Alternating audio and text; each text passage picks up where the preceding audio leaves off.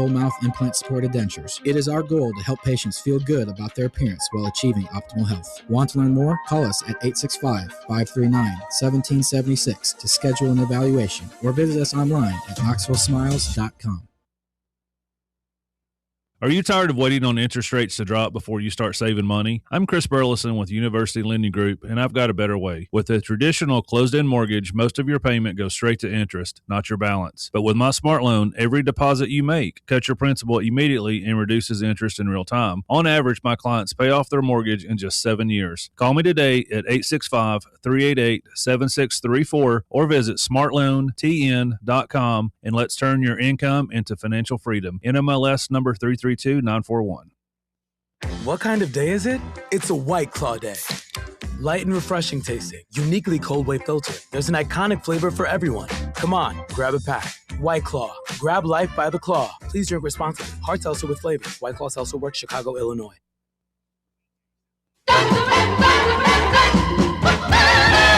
WKGN 1340. Go Vols! You're tuned in to East Tennessee's premier sports radio call-in show. This is The Drive.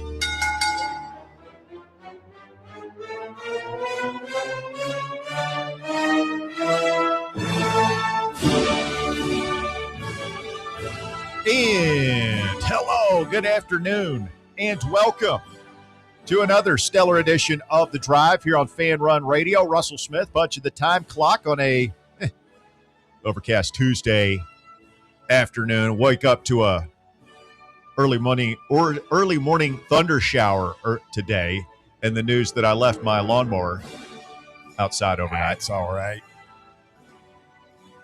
Mechanic Bear says I'm good. No, you're not good. Absent-minded Bear's left his lawnmowers outside my whole life in rainstorms. It's a gas when you're fine, man. Think so? Yeah. Okay. No, sir. I tilted it up on the stairs and let it drain out a little bit, and just going to leave it in the garage. See if you got a fancy one? No, I mean, they're all fancy now. They all have all the bells and whistles, but it's a little pusher. Boy, I got it the front yard mowed yesterday. Again, young man. We talked about this. My son is like a blind man mowing. He's not making progress. Really? It's getting worse, if anything. I complained to the missus last time. I'm like, I don't know what to tell him. I don't know how to help at this point. Like I felt like we were making progress. I'm coaching him up. Points of emphasis. Hey, let's pay.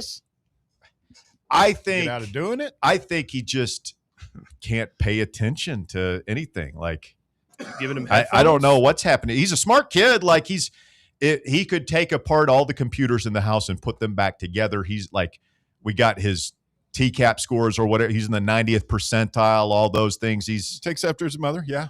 Well, he's got that kind of intelligence happening, but in other regards, he's a little absent-minded. I was talking to new management's wife. About their kid. We were like commiserating of like their kids are messy, my kids are messy. I'm like, oh, okay, so it's not just me. I don't everybody's kids are like that. Yeah, I mean, I think that I'm still a little bit messy. I've got where I'll like leave clothes on the floor and stuff. My wife's like, "Is that dirty?" I'm like, "No." Well, I've got a system. Okay, I'm leaving that there for the time being. I'm going to wear it again, but that's where it goes. Right? That's not where it goes. That's the floor. I'm like, listen. The floor is a big space. The floor is a big space. Lots of things can go on the floor. Stuff doesn't go there, but there is a huge difference between messy and then 12-year-olds messy. Yeah, 12-year-olds are disgusting, boys. Yeah, they don't care. I was telling her basically like feral animals. My 11-year-old loves Slim Jims. And so like awesome. Just the little like whatever 6-inch Snack Slim size. Jims. Yeah, they'll have those and he'll just leave those wrappers which are coated in grease all over the house. And I get so mad at him. I'm like, dude, I told my wife, stop buying them for him. Like he'll learn. Like stop buying them. So he's got this loft bed in his room. that like it's up in the air. So those sheets are never getting changed, right? No. Because it's just a hassle. It's a hard thing to do. And every now and then, like, I can't remember what I was sent to look for. It's like his phone or something. Where is it? And so I'm like looking, I climb up on the chest so I can look up in his bed. He's got Slim Jim wrappers That's in his bed. that's what I said there. They're like feral animals at that age. I mean, I think even the feral animal would know that you don't want to sleep with the Slim Jim wrapper. I mean, does he smell like Slim Jims all the time? Yeah, he doesn't smell good. He's 11. I'm working on him with hygiene, the basics. Got to wash. Yeah. See, I'll take my dog over because I've been down that road before with our son. I'll take our dog over that any day because the dog you can manage a little bit. The kid, you expect the dog. The dogs have routines. It's okay. It's time to go outside and poop and pee. All right. It's time to eat. All right. It's time to lie down. Like those kind of things. These kids are just they're like. I still have to get them to like go to bed. It's like, dude, it's time. What are you doing? It's 9:30. We're lights out. Let's go. my wife reminded me just now via text of when our son, when he was about your guy's age, we came into the bedroom and he was in bed watching TV and he had a drink over on the dresser or the nightstand and he had built multiple straws. Oh, I remember doing that. That was fun. That's awesome. Put the straws That's together. Just cool. So he didn't have to move. So he didn't have to awesome. move. It's not cool at all. That's just awesome. It was fun to do. I mean, as a way to circumvent having to rotate your head. Yeah. It's just out of sheer laziness. That's not very cool, but I mean, come on, man. It's like I don't know. It's pretty ingenious. I mean, we precipitate a lot. Bear's of like, stuff. I got to look into this, man.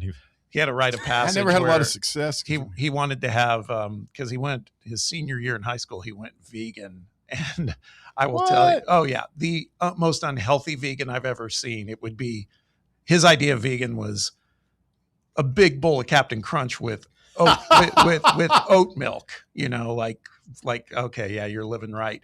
But he also he had a little mini fridge, and he bought it with money that he made from his job, and it was in his room. And that thing stayed clean for about 2 weeks. And then after that, we had to throw it out. Oh, it was just like, God, spoiled gross. fruit and everything else in there. It was just that. How old is he now? He's 26. Is he okay? Is he eat meat now? He's doing all right. He's hanging in there. Yeah. As a matter of fact, we go and check out his place. He's got his own place now down in Florida. And I had to go over there one day while he was working. We were down there and I had to go, meet like a service guy for something. And I went in and I was like, the place was spotless, man. Did you inspect it? Do the dad thing? Yeah, it was spotless. Yeah. I mean, and I think I actually think that wasn't just because he knew people were coming. I actually think he cares now. Some of the Baskerville fastidiousness did indeed rub off on the young man. Yes. Well, typically you start cleaning up your act when it coincides coincidentally with when you discover that girls are kind of cool. Yeah. Around about what, 12, 13, 11? I don't know. I hope so. I mean, it sounds like young we Baskerville didn't do it until his mid-20s. Yeah, it was early 20s, but yeah, it took a while. Yeah, I think it. That's when hygiene. I think it takes longer for most dudes. I mean, Have you been in a frat house lately? Those things haven't changed through the years. They're not good. Yeah. No, it's not good. I mean, so just a college apartment of like my guys. Yeah, your guys. Yeah, it was bad. There's nothing I've seen. I won't name him. Won't embarrass him. There was an employee of Fan Run, long time. Oh, we've had some special ones through the years. I know who you're talking about. His room was legendarily a mess. Remember another employee whose name will stay unmentioned as well, whose car was literally filled to shoulder level with garbage. Oh man! Speaking of Marcus Young, Neither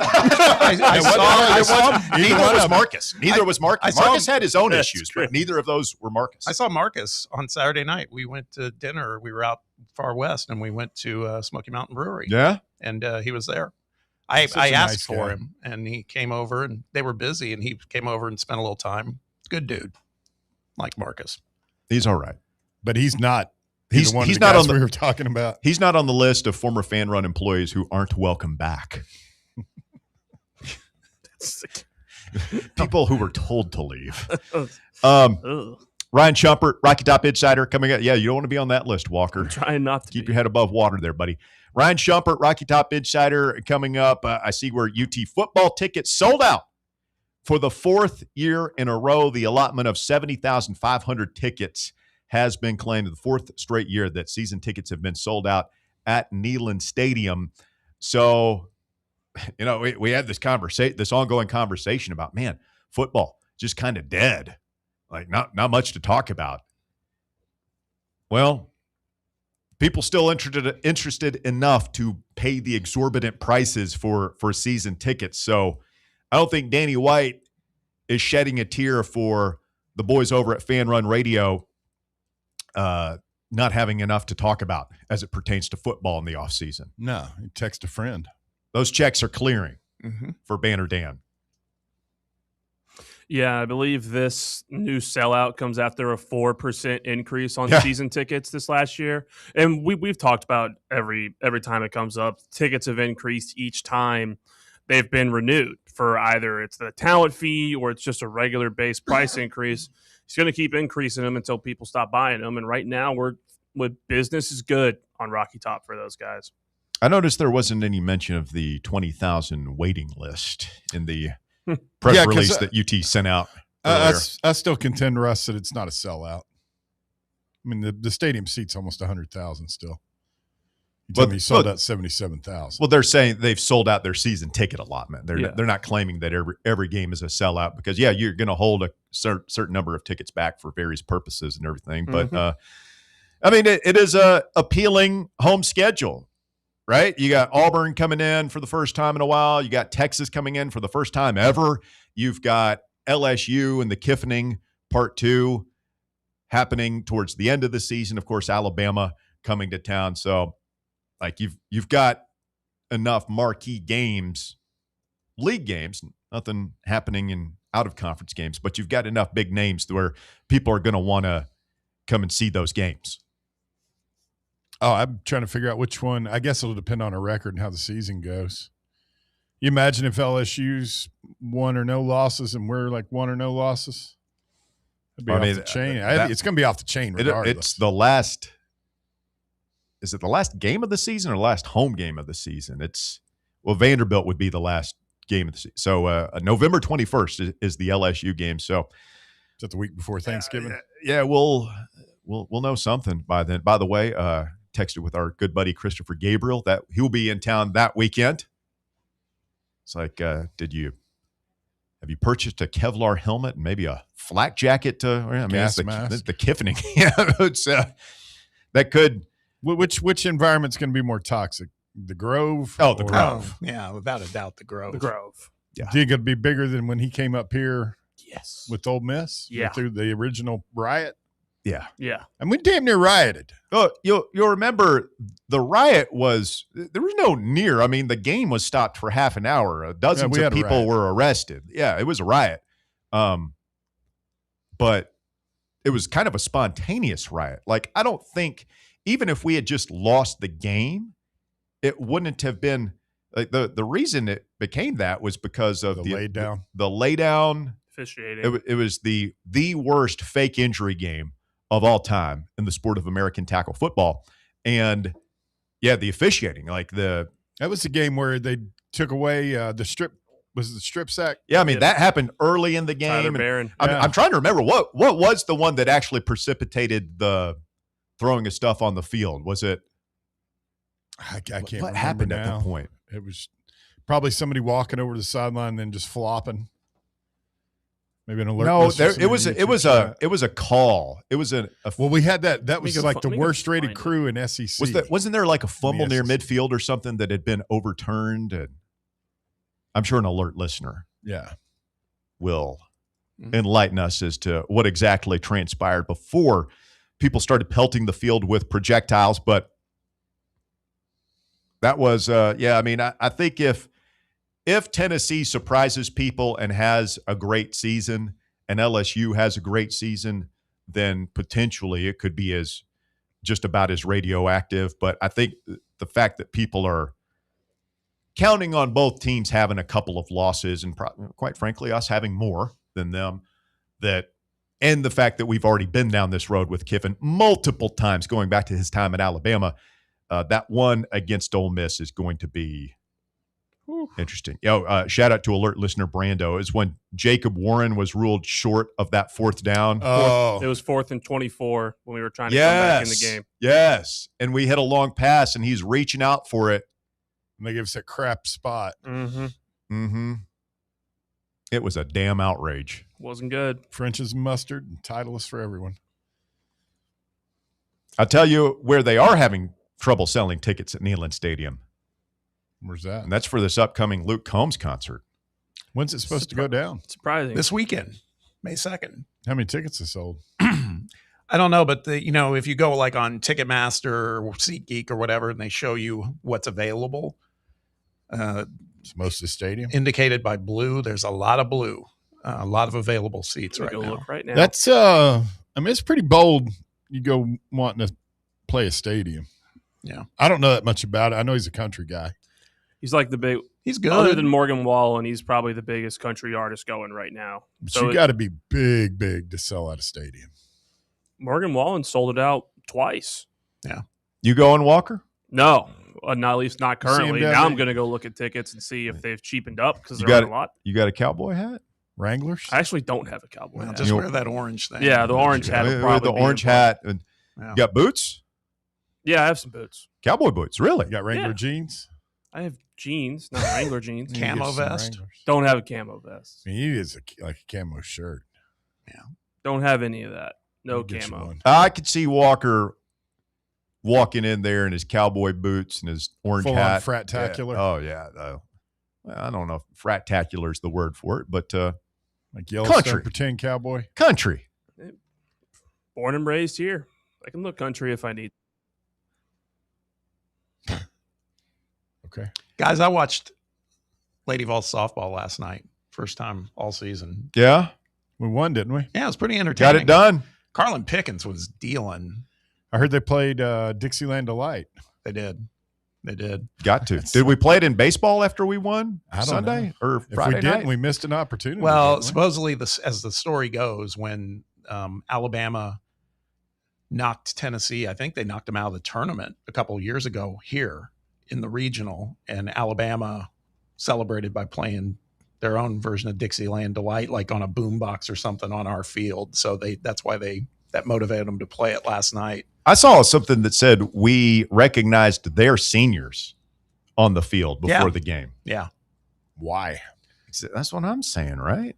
I don't like it when the band plays the other team's fight song That pisses me off. before the field, before the game, the football game. Rammer jammer yelling. that- I don't need to hear that crap. And then we've got, like, really, we're giving them flowers on our field. Let their team do that. Let them do that at their home. Yeah.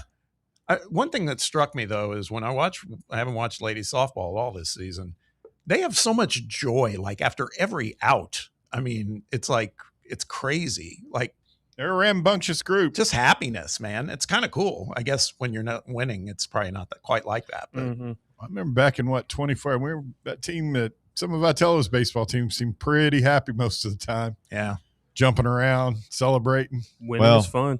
Between that, honoring their seniors on our field and reminiscing about the Jacob Warren screw job of 2022, about to get hacked off here this afternoon. Let's take a quick timeout. When we continue, Ryan Shumpert, RockyTopInsider.com joins, and we will talk all things Tennessee athletics. We are on Juke Harris Watch, and we are on Tennessee Baseball Resurgence Watch. We'll talk about it with Shump coming up next right here on Fan Run Radio. The Drive. Can't get enough Fan Run Radio? Download the free Fan Run app and take the best Tennessee sports conversations with you wherever you go. What kind of day is it? It's a White Claw day. Grab a pack, grab your friends. Everything else in life can wait. Your friends shouldn't. Let's go.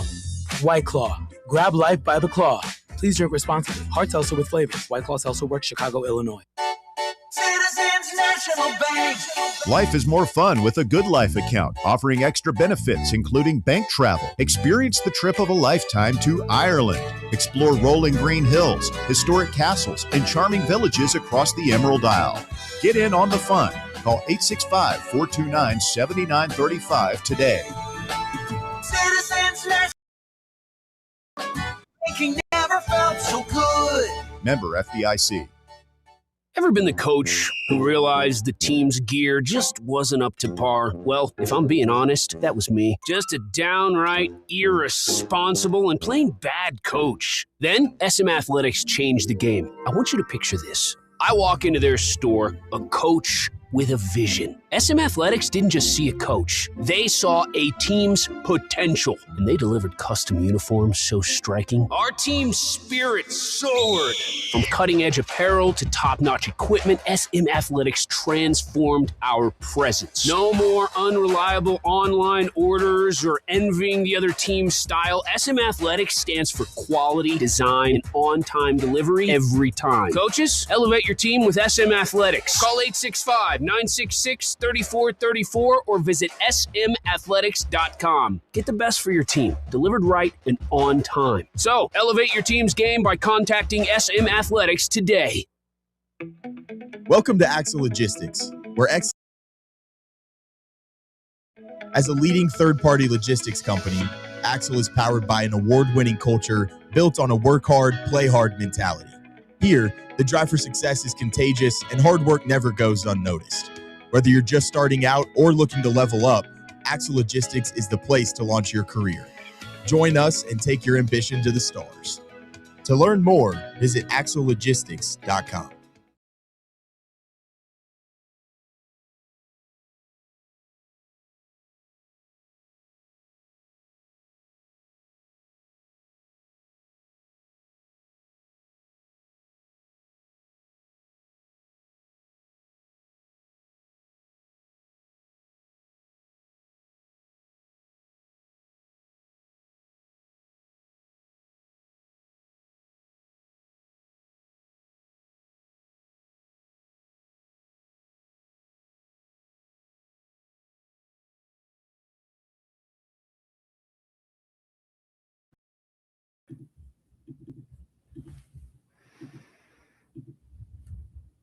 The White Claw Hard Seltzer Studios this afternoon, and Ryan Shumpert joining us today as well. Good afternoon, Shump. How are you, sir? Doing well. How are you guys doing? Hey, man, we're doing excellent. Thank you. Will you be in attendance this weekend for the big Luke Combs show at Neyland Stadium? I will not. No. You're not a Luke Combs fan? Not your bag of trick? Yeah, I mean, I like some of his songs. I wouldn't consider myself a diehard by any means, but I'm actually slacking off big time. I'm not even going to Kentucky this weekend. I'll be down in Florida for a bachelor party. So no Luke Combs, no Tennessee baseball for me this weekend. You let Shump take the RTI private jet down to Florida for the bachelor party? Well, I didn't get an invite, but Well, it's like the coaches' contracts. I get to use the private jet, 4 to 5 times a year for personal use. That's good. How old are you, Shump?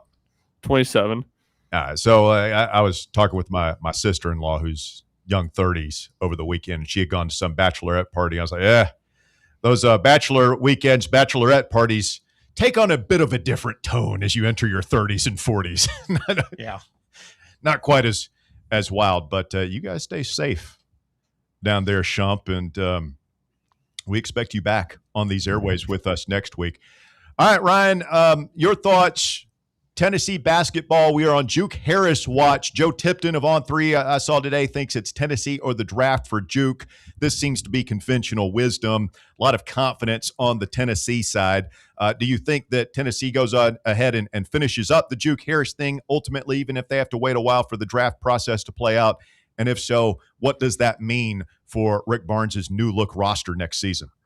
Yeah, I think Tennessee continues to be in a really good spot here, and I think the way some of the stuff's been phrased this week is really positive to me too, because from everything I've heard, and this is going back weeks now at this point, that he's going to go through the draft process, but there wasn't a ton of thought that he was actually going to go to the draft. It seemed like more about getting feedback, and maybe if he really flew up the boards compared to where he was a month ago. Maybe he would stay in, but that never seemed likely. So the fact that some national people who have a good feel for this recruitment feel like it's Tennessee in the draft, to me that bodes really well for Tennessee. And yeah, I don't think they continue to be in any bit of a rush here. Look, they have 3 scholarships they can use at this point. I think they're holding one for Juke Harris, and I think they want to go get one more big man. So it's not like Tennessee's added a bunch of bodies on the perimeter. They don't just have to go get another body to get another body. They kind of have a luxury to sit and wait on Juke Harris, but it does feel like maybe this is beginning to wind down a little bit, and what a commitment would mean. I mean, I think it would be huge. He's one of the 5-10 best players in the portal, just a next level scorer and a guy that does it on the wing with 6'7" frame and long arms and such like that. So there's a bunch of pieces I really like that Tennessee's already added, but this one I feel like would be the top addition for Tennessee this offseason, and a true star of you pencil this guy in as like an all SEC type dude in his junior season. You mentioned the potential of another big, and I mean, there's the name of Luke Bangboye floats around a lot. We're seeing all sorts of narratives that he may be harder to get because of some like international eligibility issues, etc. But I agree with you. I think they've got to probably have another one. Have you heard any other names that are out there in the mix for a potential like pivot plan if it's not Luke? Yeah, I mean, there's a couple other names out there, but nothing I've heard specifically from anyone on staff. So I'll, Gotcha. I won't speculate on that. But I do think, you could maybe see them look almost a little bit what they did last year when they ended up going out and getting Ethan Berg, maybe look the foreign international route and see if they can find somebody like that if things fall through or there's nobody that they feel worth going down that road that's still in the portal. So it kind of feels wait and see more than any other spot for Tennessee right now. Ryan Shumper, RockyTopInsider.com with us this afternoon here on the Drive Fan Run Radio. And Shump, Nate Ament going to the draft last week, not a huge surprise, pretty final on the Instagram post that he cobbled together there. I mean, is that worth even considering for Tennessee fan? Any chance that Nate gets feedback, don't really like what I'm hearing, decides to pull his name out of the draft and come back, or should we just completely dispel ourselves of that notion right now? Yeah, I would say, you say right now. For right now, I would put that away of thinking that that's any sort of thought. He kept that door open, so maybe, you never say never, but it feels pretty final that he's pretty set right now on going pro. Again, things can change, and if there's a crazy drop in his stock, he's left that door open, and maybe you circle back in a couple weeks and say, all right, this is something to consider. But for right now, it does not feel likely to me in the slightest bit. So, Ryan, I was looking at a post just a couple hours ago from a guy you and I are both fans of, Evan Miyakawa. You may have seen it too, where he put together his rankings of, as he terms it, the teams who have improved the most through the transfer portal this offseason, according to overall transfer activity rank, as he calls it. He posts the top 10, Tennessee's not there. He posts the top 25, Tennessee is not there. Now, again, Juke Harris is still lingering out there, but when you see that, we feel like we have a lot of excitement based on what we're seeing with the roster and all these other things. Is this just one of those deals where it just feels like a lot of the metrics-based experts are looking at this saying, you guys are going to have to show me. What are your thoughts on that? I think it's something we've talked about on here before. It's the defense aspect. Evan grades defense just as equally as he grades offense. And you look at the guys Tennessee's bringing in, not many of those guys graded out very well defensively last season, or his projections. Not many of them are projected to be, super good defenders. Now, some of them, like Jalen Harrelson and Miles Rubin, he grades out pretty high, but Day-Day Ames, Tyler Lundblade, Terrence Hill. I mean, I think Hill and Lundblade are both minus defenders, not even, just dead even defenders that he has on there. So I think that's why you get to that, why Tennessee is lower. And also the same thing. You look at Bishop Boswell leaving and Amari Evans leaving, Cade Phillips leaving. Those are all guys that are really good defenders, or at least have the bones to be really good defenders. So when you look at that type of system. I think that's why you're seeing it that way. I'll be curious to see what more of the analytics, like a Ken Palm or a Bart Torvik, when it's truly their rankings, because that typically factors in more of like, hey, how has this coach consistently done? Has his defenses consistently been really good? All right, we'll give him the benefit of the doubt. Obviously, that would be kind of the case that Rick Barnes is in right now, where I think Tennessee's banking that their defense, even though it'll probably take a step back, is going to be better than, the sum of the parts is going to be better than all these individual parts that they're bringing in who don't necessarily have a lot of, pluses on the defensive end for what they've done at their previous stops. Those defensive metrics for Terrence Hill are kind of surprising, not from, any standpoint of him. I haven't followed his career, but from the standpoint of Rick Barnes pursuing him as his point guard one. We know how demanding he is of those point guards. Does that surprise you, not just for him, but some of the other guys who aren't thought of highly from a defensive standpoint, Ryan? And do you think that's just a matter of Rick gambling and saying, I can teach these guys how to play defense? Yeah, I think that's 100% it. I do think it's a gamble from Rick. I think feels like he probably, playing the way they've played, got about as far as they could get, and feels like they need more offense to try to break through. And I think that's certainly been evident in the last 2 years. 3 years ago, I don't think that was as big as a concern, and they were right in that Elite Eight game largely because of Dalton Connect. So I think that's a big part of it. It is a gamble.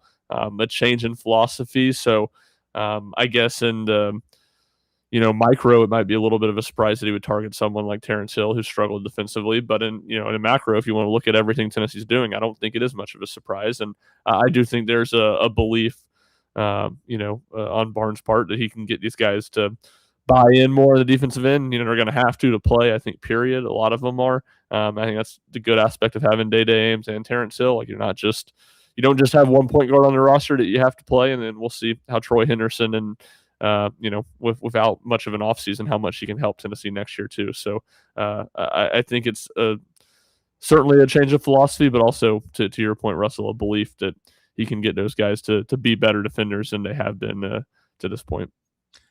One more basketball question for me, and that's regarding Dwayne Brown. I know there was an availability with him last week. So he spoke a little, and I was kind of happy to hear he basically, it sounds like, unlike all the other guys who at one form or another, they bounced, it sounds like he was never about that. At least that's how he was characterizing it. Am I saying that correctly? Was that your takeaway? Yeah, it's definitely how he characterized it. And I mean, there weren't really ever any rumors about him leaving either. So I think that's, all accurate, on his part. It doesn't seem like he ever really went down that road.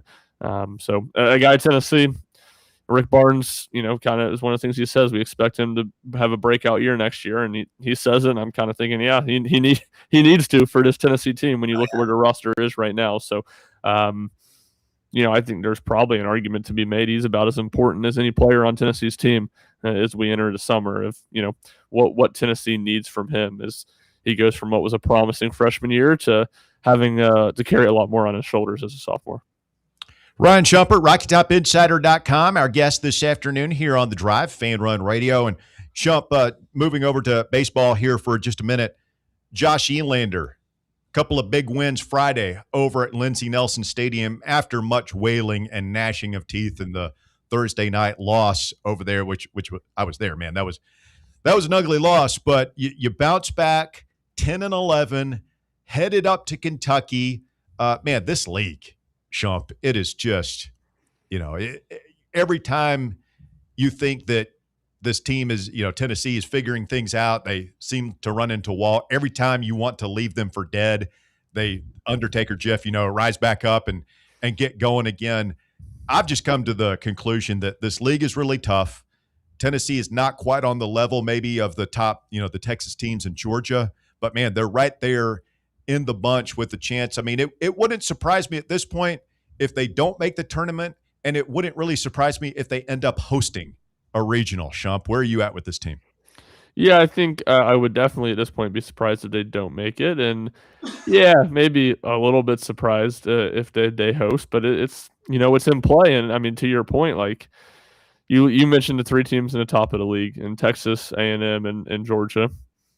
Tennessee was 3 feet and 3 outs away from winning that Georgia series in Athens. And you look at the bottom of the league, Missouri gave Tennessee, a relatively tough series here. And South Carolina, I mean, ever since they fired Paul Mainieri, I mean, they're certainly not very good, but they're not an easy out by any means. So it feels like any given series, not just Tennessee, any given series, and every weekend in the SEC that it could go in any direction. So a huge Friday for Tennessee. I mean, you said it. That Thursday night game was just pitiful. Walking 10 batters, hitting 6, like just terrible baseball. And then Tennessee responds with certainly their best day of the season and an offense that seems to, at the very least, be trending in the right direction, if not turning a corner.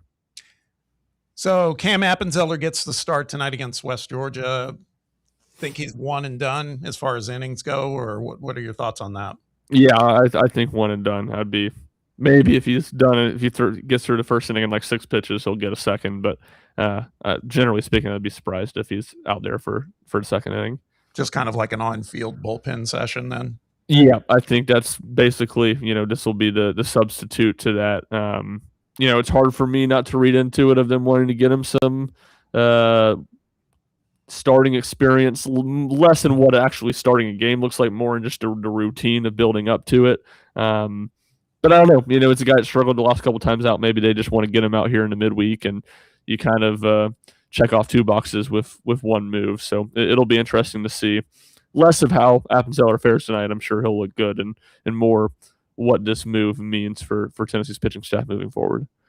We were talking on the show yesterday, Shump, about whether or not we've been too hard on Josh Elander at times this season. And one of the interesting storylines to the year for me has been like watching his growth. And, the biggest thing is he didn't wait till the end of the season to let the third base coaching thing go.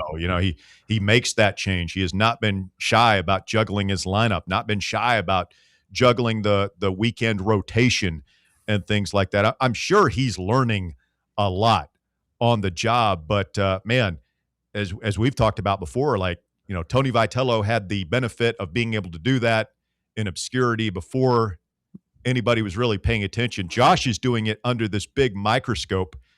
How have you seen him change and develop as the season has gone along, and what do you think are some priorities for him overall, even heading into next season? Yeah, I think that's all really accurate. That's something that Jack Foster and myself have talked about on the Diamond Pass podcast. Is I think that one of the good signs from Elander this year is that when he feels like a decision's needed to be made, he's just made it. He hasn't waited. The third base coach is the perfect example. He just makes that move. He pulls the plug when it felt like it was time to mix up the weekend rotation. He made the move. He didn't draw it out and give Tegan Kuntz, all right, let's give him one more week. He said, all right, we need a change, so let's make the move and mix things up. I think that's all a very positive sign that, even though he's faced some failure this year and he's going through it the first time, it doesn't feel like he's lost much confidence in himself. And he's not waffling a bunch with these decisions or worried about the outside noise and what's the perception of this decision going to be. I think he's, when he feels like a decision needs to be made, he's making it. So going forward next year, I think a lot of it will be interesting to just see what the retention on the team looks like. I think it'll be curious to see what the portal approach in general is. It's a new staff, still some similarities. Ross Kivett, was a huge part of what Tennessee did in the portal in the past, is going to continue to be that. And then we'll just see if there's any staff changes in general, or that doesn't even necessarily mean, people leaving, but just, divvying up of responsibilities. I'll be curious to see any of that stuff changes as Elander has some time to actually reflect on what the program looks like and, put a plan in going into year 2 as opposed to year 1 when he was making all those decisions kind of on the fly in November, December, January. We've got Kentucky on the docket this weekend. I've been kind of wringing my hands about going up to Lexington, but they're also scuffling a little bit right now. It feels though like this is a great opportunity to win a series and get in a good position for those final 6 games. Those last 2 series are going to be super tough against Texas and at Oklahoma. I know we kind of do these check gates with you each week, but we're with 9 games left. If you were projecting right now a number for like a win-loss record in those 9 games, where do you net out at this point? Yeah, I would probably say 4-5 if I had to guess. To me, both the Texas and both the Oklahoma and Kentucky series feel close to toss-ups. In the Texas series, feels like it will probably be a loss. So, and I think it'd be more likely that Texas would sweep Tennessee than Tennessee would sweep either Kentucky or Oklahoma. So, 5-4 certainly wouldn't surprise me, but 4-5 probably feels most likely. And I think the Kentucky series is just an interesting one because they've been a bit of a bugaboo for Tennessee with the style of play, but that is one of the changes you've seen from Tennessee this year. They're much better defensively than they've been the last number of years under Tony Vitello, and they should be a little bit better equipped to face a small ball team who wants to make you play defense and make the right play, the smart play, the fundamental play. It feels like this Tennessee team is equipped to do that. Big opportunity for Tennessee to get some momentum heading into a massive series next week here at Lindsey Nelson against top 5 Texas. Ryan Shumpert, appreciate the time. Excellent stuff as always. Now, you guys behave yourselves down in the Sunshine State this weekend. Yeah, I'll do my best. What part of Florida are you going to? Sandustin. Oh, okay. Playing a little golf. There you go. Yep. Well, enjoy it, buddy. Yeah, appreciate it. Yep, appreciate you guys. Ryan Shumpert, RockyTopInsider.com. One more time here on Fan Run Radio. Appreciate him jumping in, and I'm just I'm looking. I'm one game at a time, man. We got is it West Georgia coming in here? Is that Daryl Dickey's school? I have no idea. I've never heard of him, honestly. Daryl Dickey. Which Daryl Dickey? Our Daryl Dickey. Okay. I think he was football coach there or athletics director or something for a while. But see if an alert listener can enlighten us on that here during the break. We do have a phone line. Our phones have been malfunctioning. Actually, they haven't. We've switched service. You don't care. We haven't had phones the last 2 shows. We have a phone today. I'm told that we should have multiple phone lines once again in the very near future, but right now we're going with one. So if you want to respond to anything Ryan Shumpert said, or you've just missed talking to your good buddies on the drive, Fan Run Radio, you can go ahead and claim that phone line right now, I believe. 865-966-3435 is the phone number. 865-966-3435. It is the drive here on Fan Run Radio. We will read from the YouTube chat coming up, hit on some other topics for you as well when we continue right after this. Fan Run Radio. The Drive. East Tennessee Sports Authority. This is Fan Run Radio. Knoxville.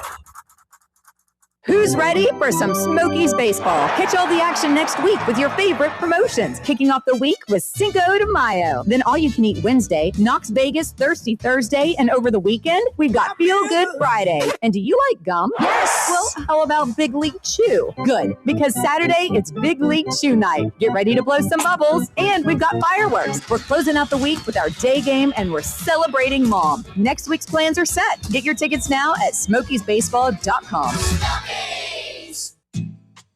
Surfside is made with vodka, real tea, and real juice, and has only 100 calories, 2 grams of sugar, and 0 bubbles. That's right. No bubbles, no troubles. That's why Surfside was named the 2025 Spirit Brand of the Year by MarketWatch. Their variety packs come with options: iced tea, lemonade, or green tea. Find your flavor by trying them all. Surfside. Sunshine in a can. Must be 21 or older to enjoy. Party smart. Rickard Ridge Barbecue. It's more than just dinner, it's a destination. Hey, this is Russell Smith, and whenever somebody asks me for a barbecue recommendation, I always tell them to take the quick drive up I-75 and visit Rickard Ridge Barbecue. Rickard Ridge is about a 20-minute drive up I-75 from downtown Knoxville. Just take exit 134 in Caryville, hang a right, and Rickard Ridge is tucked just inside Cove Lake State Park on your left. You can't miss it. Fall off the bone Memphis-style baby back ribs, slow-smoked chicken thighs, fresh, juicy, hand-cut steaks. Rickard Ridge has it all. And this ain't no Yankee chain store fly-by-night operation either. Owner Mark Rickard has spent years honing his smoking skills in Memphis, and his secret recipe and techniques have been driving East Tennessee wild for years. So make time to check him out.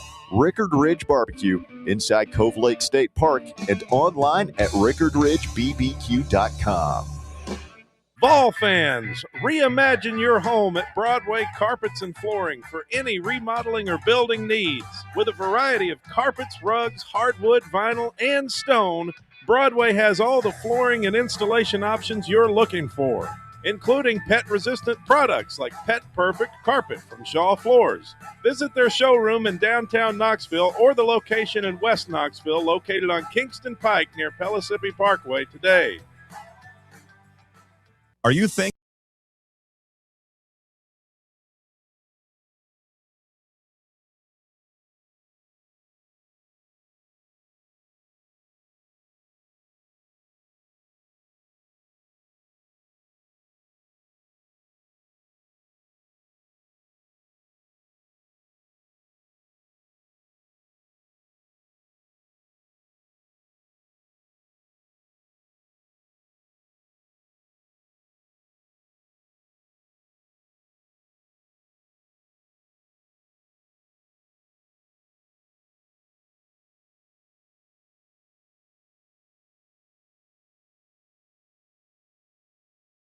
...2008 to 2013, and he was the AD there until 2020. Put that in your pipe and smoke it. Eric 2913 in the YouTube chat. Why would he say? Said Coach Dickey never coached at no Georgia school. LOL. It was the LOL that really did it to you. It was very condescending. It's like you call yourself a sports radio host. You call yourself a Tennessee fan. And Coach Dickey. Who's this clown? I'm not calling him a clown. I'm just trying to teach him a lesson here. Like you're gonna like think before come at the king. You best not miss. Think before you post a little bit here. You're okay, Eric. You'll grow from this. You'll bounce back. 21459 2913. 2913. Where, I mean, I get it. It's a directional school, so we know it's west. But where is West Georgia University? Does anybody know? Oh, I'll find out. It's the western side of Georgia. Bob. Thank you. I would have not words of understood wisdom. That. Yes. Bear's been waiting like 10 years to get that one in after he asked the same question about Northern Colorado. It's like, where is Northern Colorado? I even prefaced it. You went out of your way to protect yourself there because you knew what a den of smart Alex you work with. Yeah. And you got clowned for it anyway. I still have no idea where Northern Colorado, where their campus It's in the northern part of Colorado. Certainly is. West Georgia is in Carroll County, Georgia, specifically Carrollton, Georgia. Mm-hmm. So that's close to, I'm calling it up now on Google The Maps. Braves? No. I mean, they're way up north now, above Atlanta. It's near Auburn, I believe. Nick Davis. Yeah, they're closer to the state line of Alabama than they are Atlanta, I'd say. By the way, shout out to all the YouTubers. We love everybody on the Fan Run Sports YouTube channel. If you're watching there right now, do us a big favor. Hit that thumbs up button. Give us a like. Make sure you're subscribed as we get rolling here this afternoon so we can continue to grow the old algorithm over there. Nick says that my son is playing 3D underwater chess with me right now, acting like he doesn't know what he's doing so that he won't have to mow. That's what I think. Oh, I wanted to ask, what specifically is he struggling with on the lawnmower? Okay, so have you been to my house? Yeah. So you know the front yard, right? It's generally a square. Yeah. It's just a nice gradual slope that's down what the street. slope down. And I'm a circular mower. I don't go back and forth in stripes. I just like, let's go around. And I tell him, like, you know, push it up that hill. It's not a big hill. Yeah. Like you go around in a circle, a square kind of, and there are some little indentations around the house, but more or less like you're just thinking in terms of right angles, right? You're going around, and I tell them, like, just look at the lines. The right wheel of the mower, we're going counterclockwise, should be on the outside of the line, right? Yeah. And the corners are a little hard, like you just got to kind of you pay attention to what you're doing. But I'm talking about, like, there are crooked lines. He's going all over the place. Like, I've got to go back and redo it. Like, it's It's a mess. So is he like struggling to like hold on and control the mower? I don't think so. He's just struggling to see the lines. I'm with Nick. And to figure out where He's not seeing the gap. He's got to be. Can't see the line, can you, Russ? Nope. That's brutal. Houston Trotter says, I have the same system with the floor clothes, Russ. The old lady hates it. Yeah, man. I mean, you've got I've got a rotation. I've got some sweatpants that I wear like when I'm just kind of lounging around the house. Don't want to wash. Those don't need to be washed every day, every time I wear them. No. So I just kind of lay those on the floor. I'm going to get home today. I'm in my shorts, my work clothes, whatever. I'll hang out for a minute. At some point after dinner, I'll change into my lounging around. I'm going to watch the Braves game, big series. Tigers in town starts tonight. Scooble pitching tomorrow. I'm going to be watching that. I want to be comfortable in my sweats and everything. So I'm going to wear it. I wore them last night. It's okay. They're still clean. I didn't go outside in them. I didn't sweat in them. But then you put them on the floor? Yeah.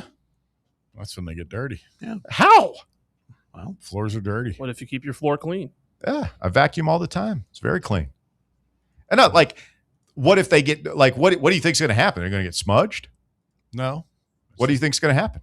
Just nothing. They're just exactly. They're just exactly. Here and now you see. Technically, they're not clean. I don't care. I'm not going anywhere. I'm not trying to impress anybody. I'm just watching the ball game on the couch. Really saying they're not clean. I'm a firm believer that no matter how much you clean your floor will be dirty without fail. I got you. There's probably some dust on there, and I walk around my shoes, then my shoes get I get it. It's not, I'm not going to be eating a meal off my pants, off the sweatpants that I'm with. It's just a system, though. Basically, I'm trying to save water, and No, you're not. You just you're earth conscious. Exactly. I'm very environmentally conscious. So for me, it's Bob. It's just my jeans live in the floor. I don't have to wash jeans for a week for wearing them. They're I never wash my jeans. No, and they just live in the floor unless I know I'm not going to wear them for a while. Then I'll hang them back up. I wash them when they get dirty. I get a little smudge on them, some ketchup, mustard, something. Then you treat the spot with a little toothbrush, the detergent. You'll wear dress shirts repeatedly without going until they get the ring on them. Yeah. Yep. Until they get dirty. I've got a little hack on like jeans because I don't I'll wear them multiple times. You take them, go over to your dresser if it's tall enough, pull the drawer out, take the tops of the bottom of the legs, put them together, put them in, shut the drawer. It's like a little hang them out, let them air out a little bit. Well, just also they don't get all wrinkled up either. That's nice. I like that. Yeah. Mine just sounds like an awful lot of work to me. I just throw them over the back of a chair. Mine are just in the floor. Wow. That's kind of gross. Yeah. You guys. That tracks. What is your floor situation like, Bears? Is there gum on the floor, dog urine? What's happening over there? It's so disgusting. That's what Bob said. Floors are inherently dirty. You walk on them. Dirt gets everywhere. It's not the same about the chair you'd be hanging it on. Dust doesn't get on there. That's why I do the drawer. The drawer doesn't. A drawer is good. It's a sealed environment. Doesn't collect any dust. Wildwood says, wasn't it Bear's favorite cereal, peanut butter Captain Crunch? It's the GOAT. So you and young Baskerville have something in common. You guys could have a cereal party. He liked the as they call it, Cap'n Crunch, right? It was just CAP. That's elite. I mean, it's an elite cereal unto its own, but rips your mouth up though. So does the peanut. I mean, like the peanut butter Cap'n Crunch doesn't. Yeah. Nick says, you're down bad when you can't even be associated with the likes of Fox Sports Knoxville. I mean, I'm not ashamed of the people that used to work here and are slobs. I'm just trying to be a good friend and not put them on blast, unlike Bob, who just completely unnecessary shot at Marcus Young. I just wanted to make sure I mentioned that it reminded me of Marcus. I'm not saying he was the guy, but it reminded me, and I didn't get to mention it yesterday when you asked how my weekend was. It's like that was a highlight. Got to see Marcus. I mean, part of the reason they don't work here anymore, and if they did, I would probably go ahead and name them just because it'd be funny. But it feels kind of cheap to do it. They're already out. Yeah. Bears above taking cheap shots at people, in case you haven't noticed, Bob. I could tell. Chase Dolander has most likely made his last start of the month of April for the Colorado Rockies, as over the weekend he shut down the New York Mets at Citi Field. Check out the numbers for Dollander in the month of April. 28 innings pitched, 1.29 ERA. Opponents hit 184 against him, 34 strikeouts, gave up 0 home runs. And I'm assuming at least one of those starts happened at Coors Field. Yeah, which is a graveyard for pitchers. That's wildly impressive, especially depending on how many of those starts are in Coors Field. Yeah, the 184 batting average stands out. I know batting average is not the be-all, end-all statistic anymore, but you hold 28 innings at under 200, you're doing something right. Mm-hmm. Do we think he'll end up going somewhere else eventually, like a bigger market team? I would imagine so. That's always going to be a problem for the Rockies is keeping their pitchers. Wonder about Beck. He's not been playing much, and I don't know if he's banged up or what. I just keep looking at box scores, and I don't see his name. Yeah, I don't know either. I noticed he was playing left field. He had an amazing catch earlier in the year where he robbed somebody of a home run. But, I mean, he was strictly right field here. So, I don't know. Maybe he is banged up, as they say. What you laughing about, Bob? W. Douglas Smith on the live chat says, this is apparently to Russ, your mowing technique explains your beard. Don't know what that means. I don't know what that means either. Am I not lined up on the beard? I don't You know. look good today. I thought, look up here. Yeah. I mean, Hey, your lines are straight. pretty good. I mean, that's hard to do, especially the underside. I don't know if Walker, if you struggle with the underside of the beard, It's kind of got a neck keeping beard. that. It's like, tough. That's tough, man. Keeping that line straight. It's tough. I think most dudes are probably like, every now and then I look at it, the underside, like where you're trimming with because I use the straight razor, like to keep a line under the beard because I don't want to come down too far. Mm-hmm. But every now and then I'm like, whoa, like that is not straight at all. You ever thought about trimming But then, I have. no sidebars, please. But then you have a situation where you got to think, man, ain't nobody looking that closely at the underside of your, like, that's what you have to keep in mind. But okay, thanks for making me really self-conscious. That's why chat guy about my beard. I'll be going through that with a freaking microscope tonight. It's not coincidental that's why I shaved my beard.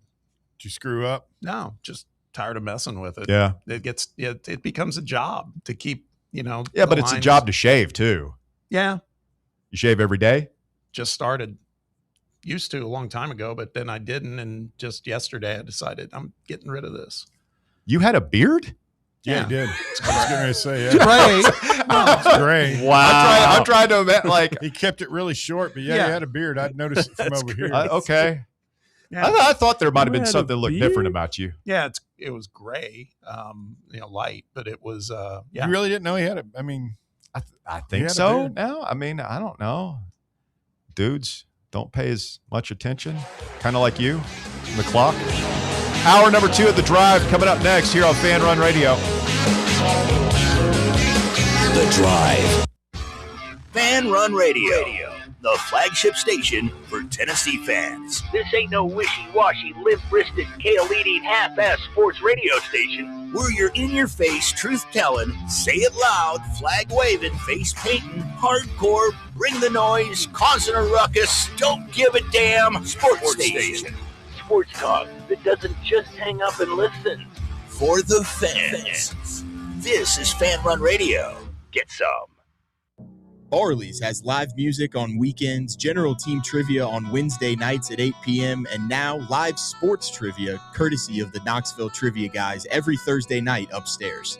The game starts at 7 p.m. and is free to play for everyone, so head on down to the Old City and show off your sports knowledge and win gift cards to Barley's.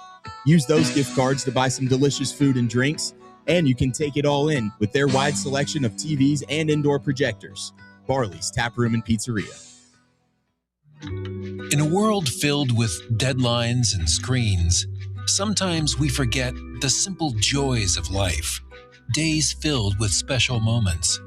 At Inward Half, we understand the essence of these moments. Feel the difference between our breathable fabrics and flexible apparel as you disconnect from the hustle and bustle and reconnect with what truly matters. Inward Half. Simple luxury for on and off the course. Hey, Vols fans, Cody Brown here. I grew up right here in Tennessee and know what it means when someone says, I've got your back. That's why you can trust Farm Bureau Insurance of Tennessee. Whether it's your home, your vehicle, your family's future, or the business you built from the ground up, we will show up for all of your insurance needs. We are Tennesseans who understand what matters, which is doing right by you. Insurance is not all about just paperwork and policies, but it's about the people we insure every day. So if you want insurance that hits home, give me a call at 865-992-3871. Go Vols. Blackford Veterinary Surgery Referral specializes in surgeries not regularly performed by your pet's general veterinarian. They're currently accepting referrals from vets all across the country. With their newly renovated state-of-the-art surgery center and highly trained staff, clients can rely on professional and thorough care. If your vet says that your pet needs surgery or rehab, ask for a referral to Blackford Vet and let them get your best friend back on its feet. Located conveniently in West Knoxville. For more information, visit blackfordvetsurgery.com. You're listening to FM 105.7 and AM 1340, WKGN Knoxville, and W289CU Knoxville, Fan Run Radio. Are you ready for the start of a new season? Maybe looking for your team to go on a tournament run? Get game day ready with Crumble. Head on over to your nearest location and pick up 12 pre-selected cookies plus exclusive toppers. When you're looking for dessert options, there's no question about who you should call on. Our listeners already know.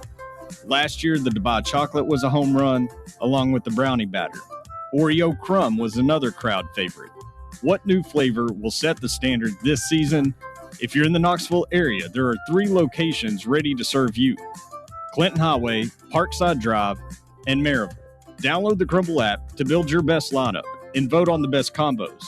You can even put your bid in to request a new flavor. Order in the app and slide on over to your nearest location. Tell them Fan Run sent you, and as always, it's for the fans, by the fans.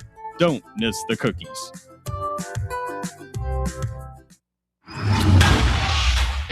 It's time for the Drive's Top 4 at 4.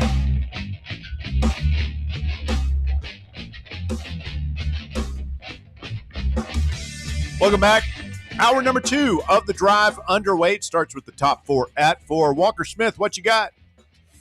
At number 1, Tennessee baseball will play another midweek game tonight against West Georgia at Lindsey Nelson Stadium.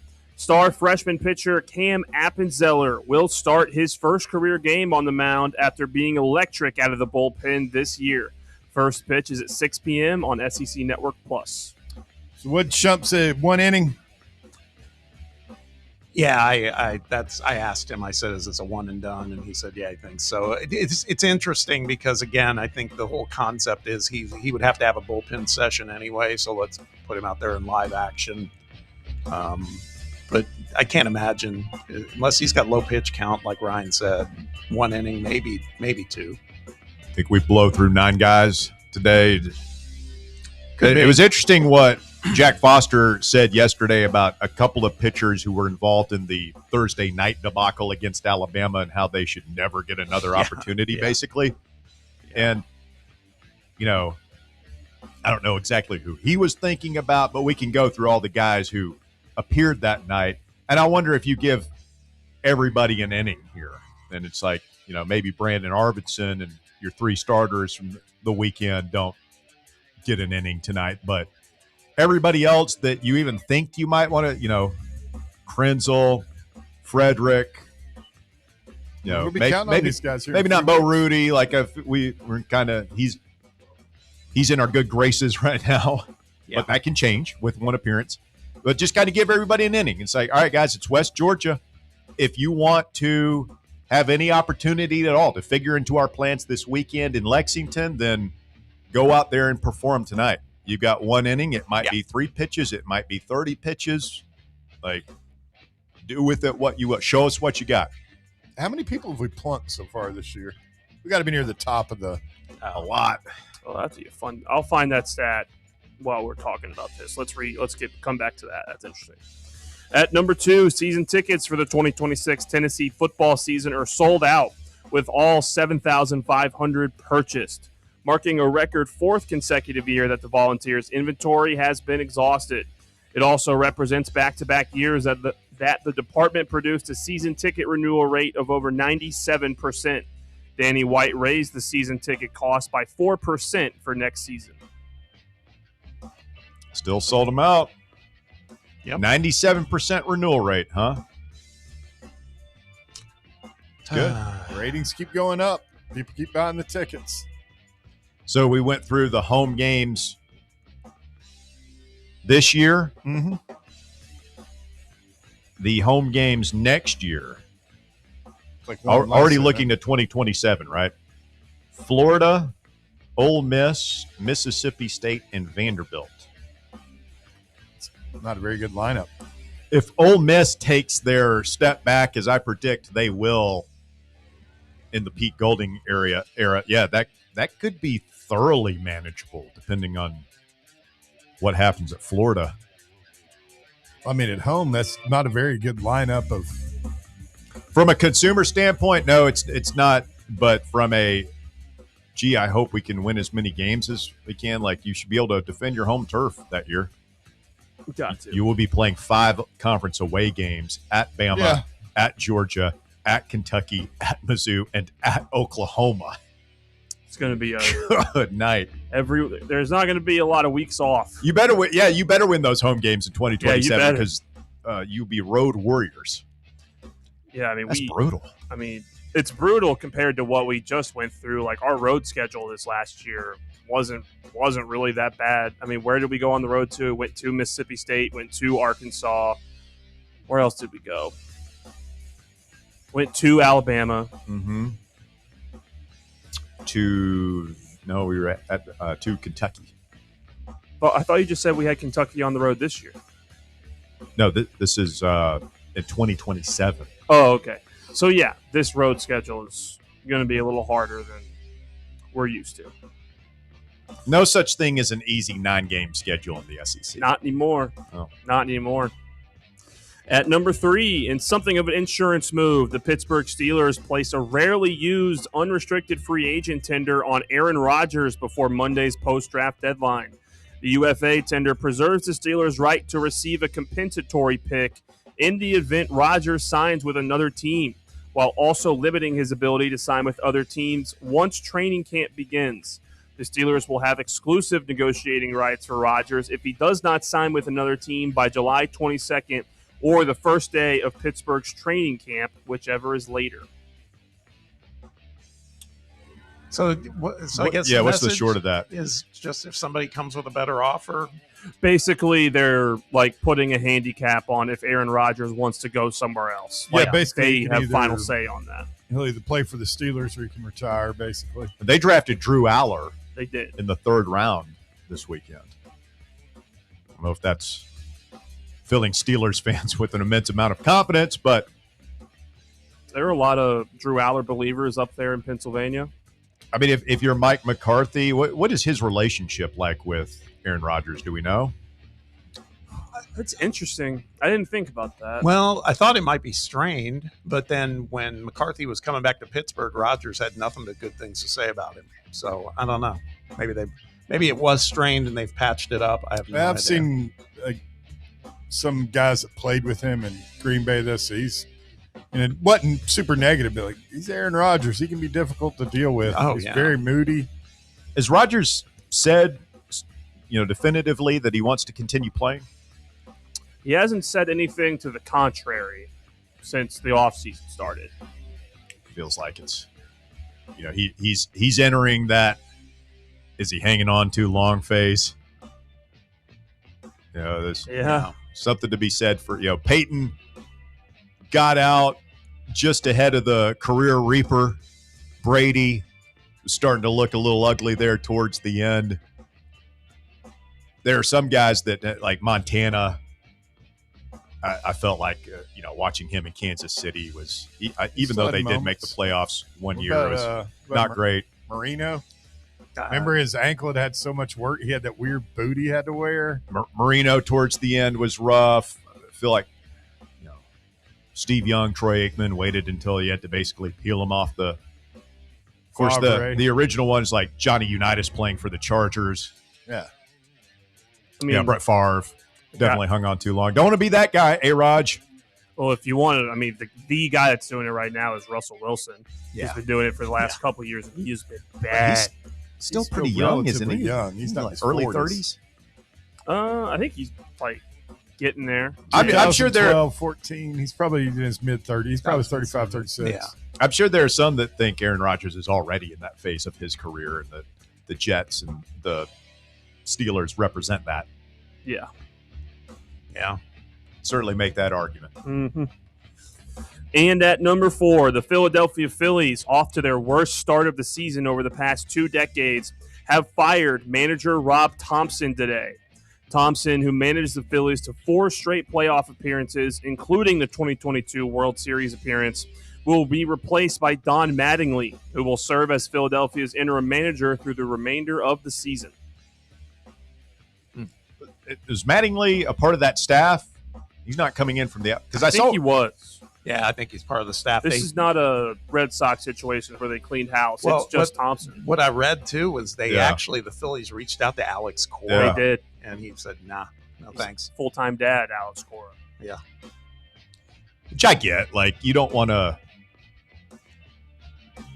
hop onto a sinking ship. I mean, not to like. I think the Phillies can turn it around eventually, but you just got fired from a place you had been at for a while, and all of a sudden, here comes a team that's really on the struggle bus. Hey, you want to come be an interim coach? It's like, nah, I'm good, bro. I'm good. There's no way did they offer him the interim job to Alex Cora? I was about to say, there's no way they would offer Cora an interim job. It was probably interim, I would think. Yeah, you don't offer Alex Cora an interim job. You give him the job, or you don't offer him. I mean, they're the worst team in Bay. Got the worst record. It's them or the Mets. Yeah. Thank you, Walker. That is the top 4 at 4 here on Fan Run Radio.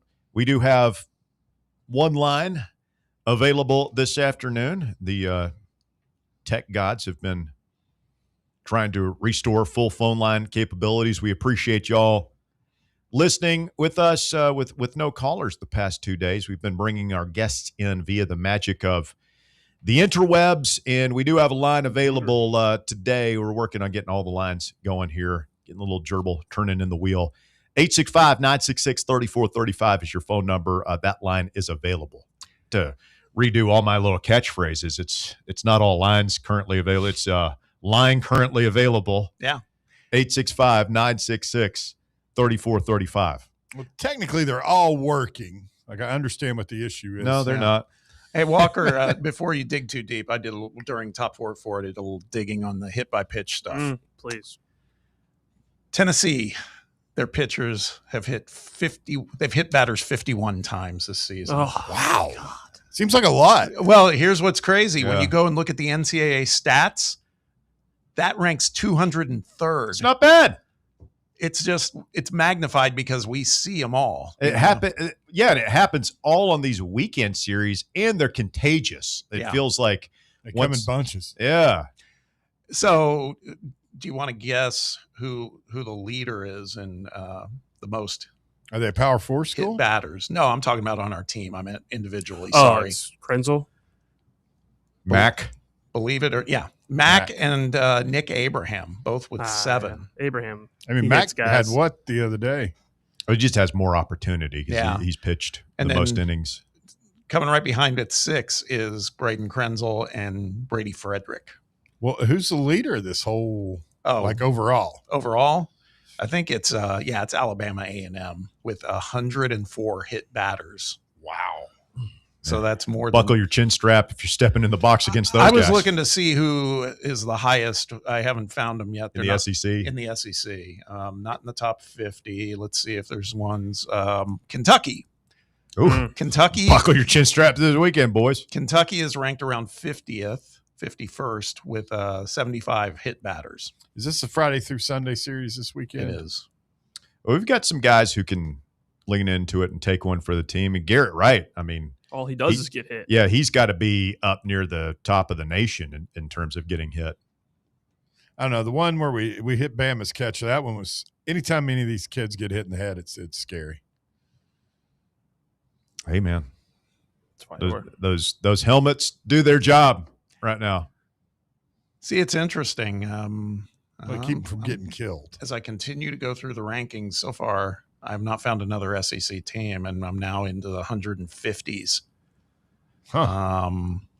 So it's Kentucky and then us. Yeah. Oklahoma has 53. They're ahead of us by just a few, and then it's us. So I guess you're right. I mean, it does seem to happen in critical moments on TV. Critical. Well, and when it happens, so we have the third highest count in the SEC.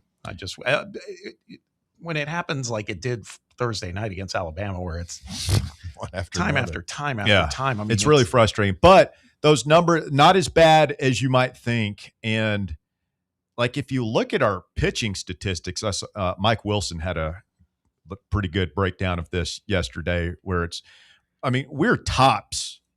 We're like the top 20 or so in the nation in pitching, in every significant pitching category: ERA, WHIP, walks per 9 innings.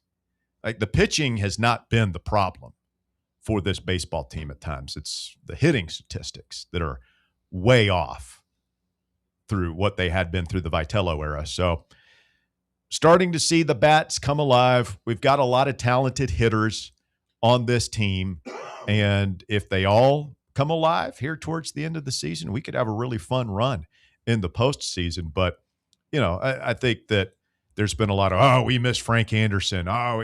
This Josh Reynolds guy doesn't know what he's doing. Well, the numbers say otherwise. I think we do miss Frank Anderson. I think we miss the Frank and Tony combo together. I think they were really good, but there hasn't been a huge drop-off in the pitching side of things for Tennessee. There's been a huge drop-off in the hitting side of things, which is interesting because Josh Elander was the offensive coordinator and the hitting coach for all the Tony Vitello era. And Shump mentioned it. We talked about it with Jack Foster yesterday. Am I overreacting to this about how good defensively we are? I just don't recall us being that good. No, not at all. But there's that. We've been very good. And here's another thing that I haven't – you don't notice it when you're not screwing it up. But how many times during the Vitello era did we say, my God, our base running is atrocious? Yeah, that's a good point. I think we had one or two blunders early in the year, but we're not getting guys picked off. We're not getting guys beat at home plate by 10 feet. We've been pretty tidy at the quote-unquote small things that aren't small when they don't go right. We're more than tidy. We're second in the nation in fielding percentage. Yeah. We have 98.5% fielding percentage, which is higher than any other Power 4 team. And it's interesting, too, because all the shuffling, like you would think a great fielding team, it's the same 9 guys out there every time. They've got great chemistry, middle infield. Those guys who just know each other like the back of their own hands and all that stuff. But it's like we're always shuffling. Think of all the different guys that have played second, all the different guys that, we're still rotating center fielders.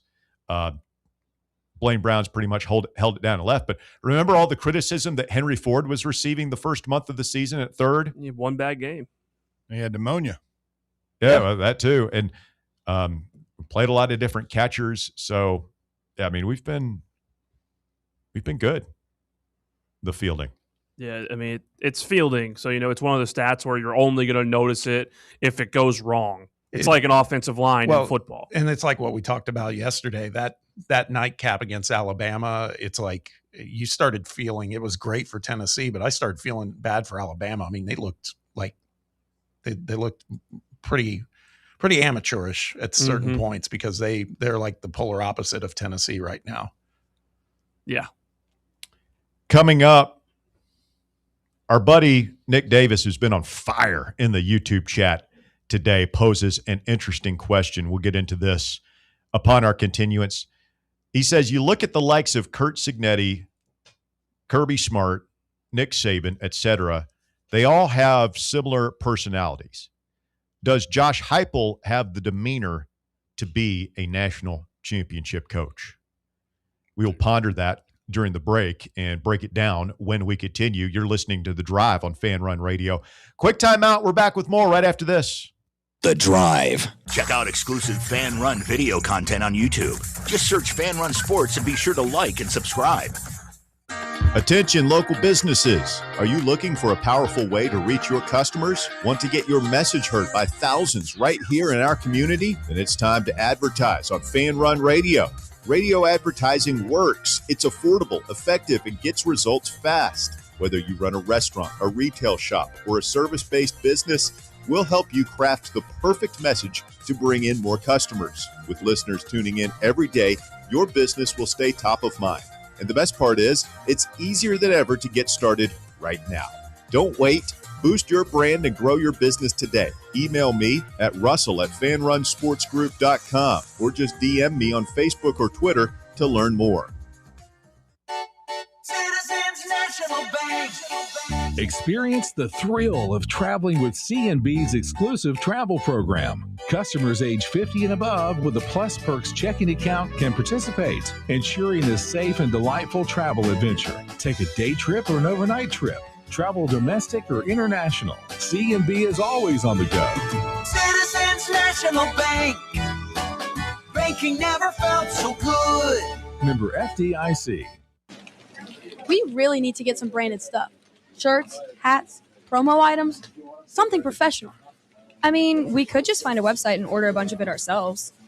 You could, but you're taking a big risk. You don't know the quality, the fit, the timeline. It's a roll of the dice. Yeah, I guess, but isn't that how everyone does it now? Not the ones who actually care about how their brand looks. Look, if we're putting our name on it, it needs to be done right. We need SM Athletics. SM Athletics? Yeah, they specialize in working with businesses like ours. Apparel, hats, promo gear, but real, customized stuff. They actually care if it turns out right. Probably a lot better than getting stuck with 100 t-shirts with crooked logos. Exactly. Plus, they'll walk you through everything. Sizing, colors, material, so it matches the image we're trying to build. Makes sense. What's the name again? SM Athletics. Trust me, if you want to look like a real company, not a flea market stand, this is the move. If you're serious about your brand, work with people who are serious about getting it right. SM Athletics. Welcome to Axle Logistics, where excellence isn't just a goal, it's an energy. As a leading third-party logistics company, Axle is powered by an award-winning culture built on a work hard, play hard mentality. Here, the drive for success is contagious and hard work never goes unnoticed. Whether you're just starting out or looking to level up, Axle Logistics is the place to launch your career. Join us and take your ambition to the stars.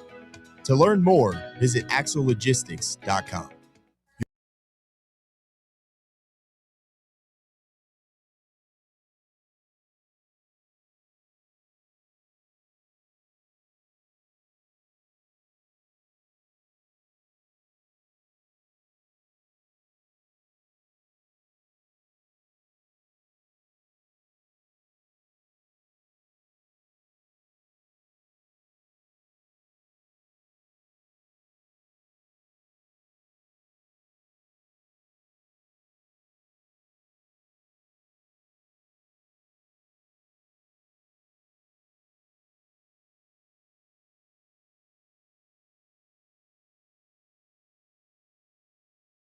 Grant Williams and Kiki Malloy announcing that they are officially engaged. Is Grant breaking the bro code?